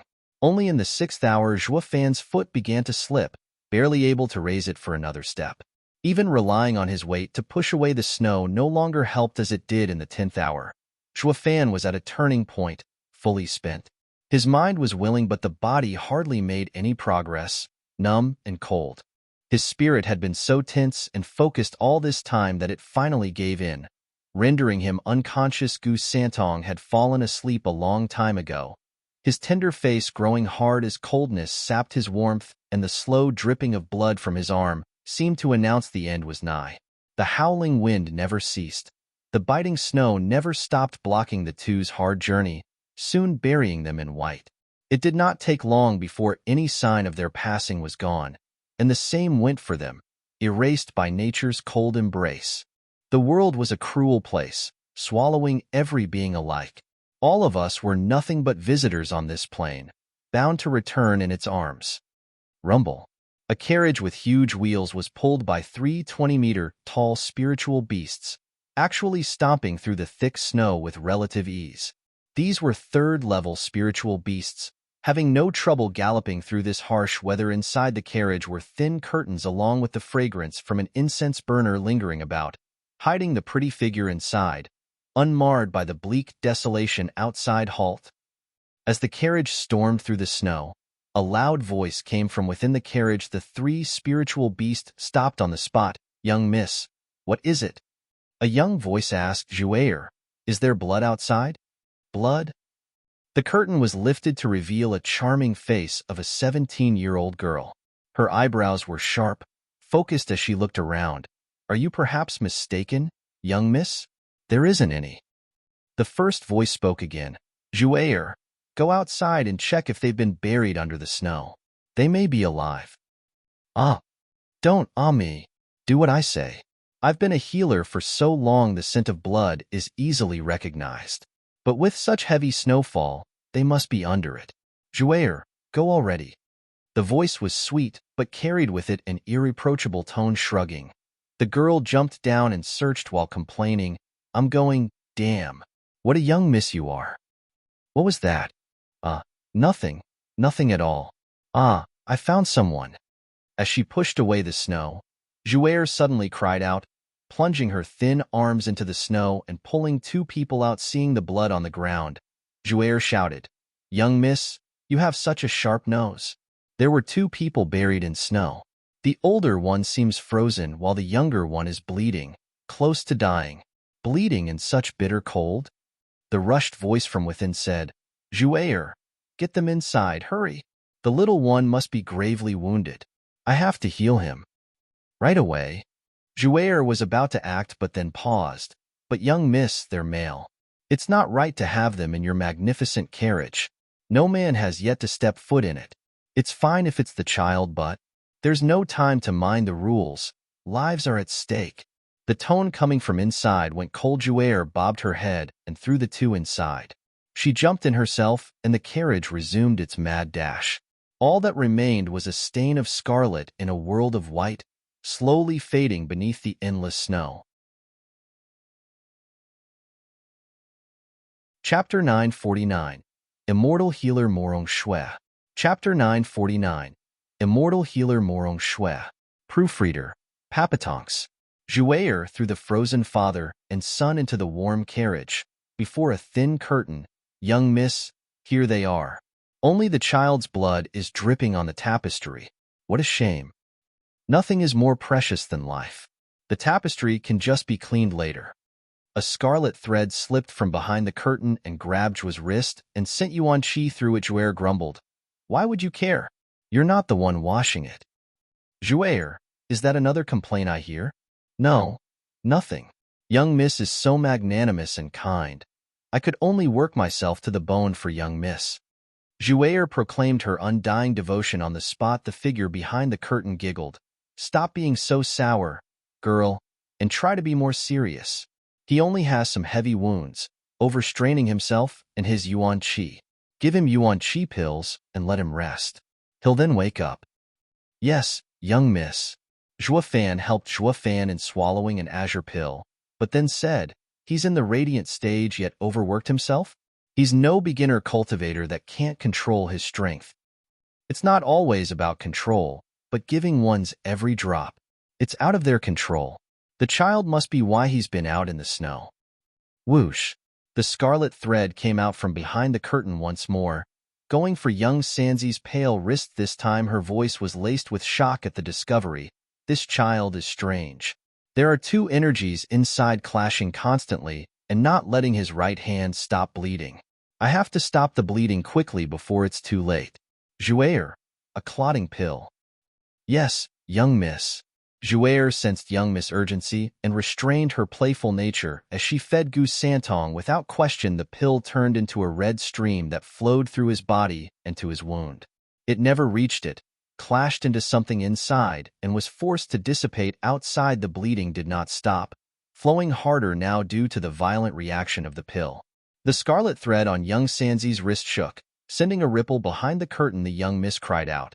Since a 5th grade hemostatic pill doesn't work, then use the 7th grade hematoma pill. The child won't stop bleeding as long as those energies aren't settled. Yes, young miss. Jouer had never seen her young miss so distraught and fed young Sanzi the pill. The result was the same even with the hematoma pill. The force was too strong for the pill to harden, forced out without any effect. The consequence was even dire in this pill's case, causing Gu Santong to bleed even harder. All the effort Zhuo Fan spent these months, the toil he went through to make the pills and slow down young Sanzi's bleeding, were all thrown away here, and now the road to hell is paved with good intentions. Zhuo Fan would surely scream himself hoarse at this idiotic pair. Don't do anything if you don't understand it. You're killing a child. The two girls were blissfully unaware of the child's severe condition. Watching things get even worse, the girl and the young miss started to panic. The young miss started demanding frantically, and the girl fed many pills to young Sanzi. All ended the same, with young Sanzi's blood flowing in torrent now and dying. The tapestry scarlet. Jouer was losing it. Young miss, what do we do? We're only making it worse. What's going on with his wound? Nothing works. The young miss was grave, but then she exclaimed, did a divine sword harm the child? That can't be it. Even those wounds aren't as grave, slowly healing in the end. Just why is he showing no improvement? Young miss, it doesn't matter why. The older one might wake up any time now, and how will I explain how his son just died?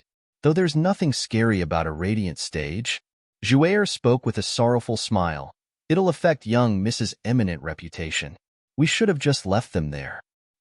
After a pregnant pause, the young miss spoke. Saving a life is better than any fancy honor. Since I have seen them, I can never turn a blind eye. Jouer, use the North Sea gel on the child. What? Jouer gasped. No, that's too valuable to be wasted on simple flesh wounds. We paid too high a price and worked too hard to get so little of it from the northern lands. It's meant for clan heads' use for emergencies. You can't just use it on a stranger. It's too much of a waste. The young miss was pondering this as well, but soon her firm voice came. I, Immortal healer Murong Shui, have not once have anyone die on me, and certainly no child.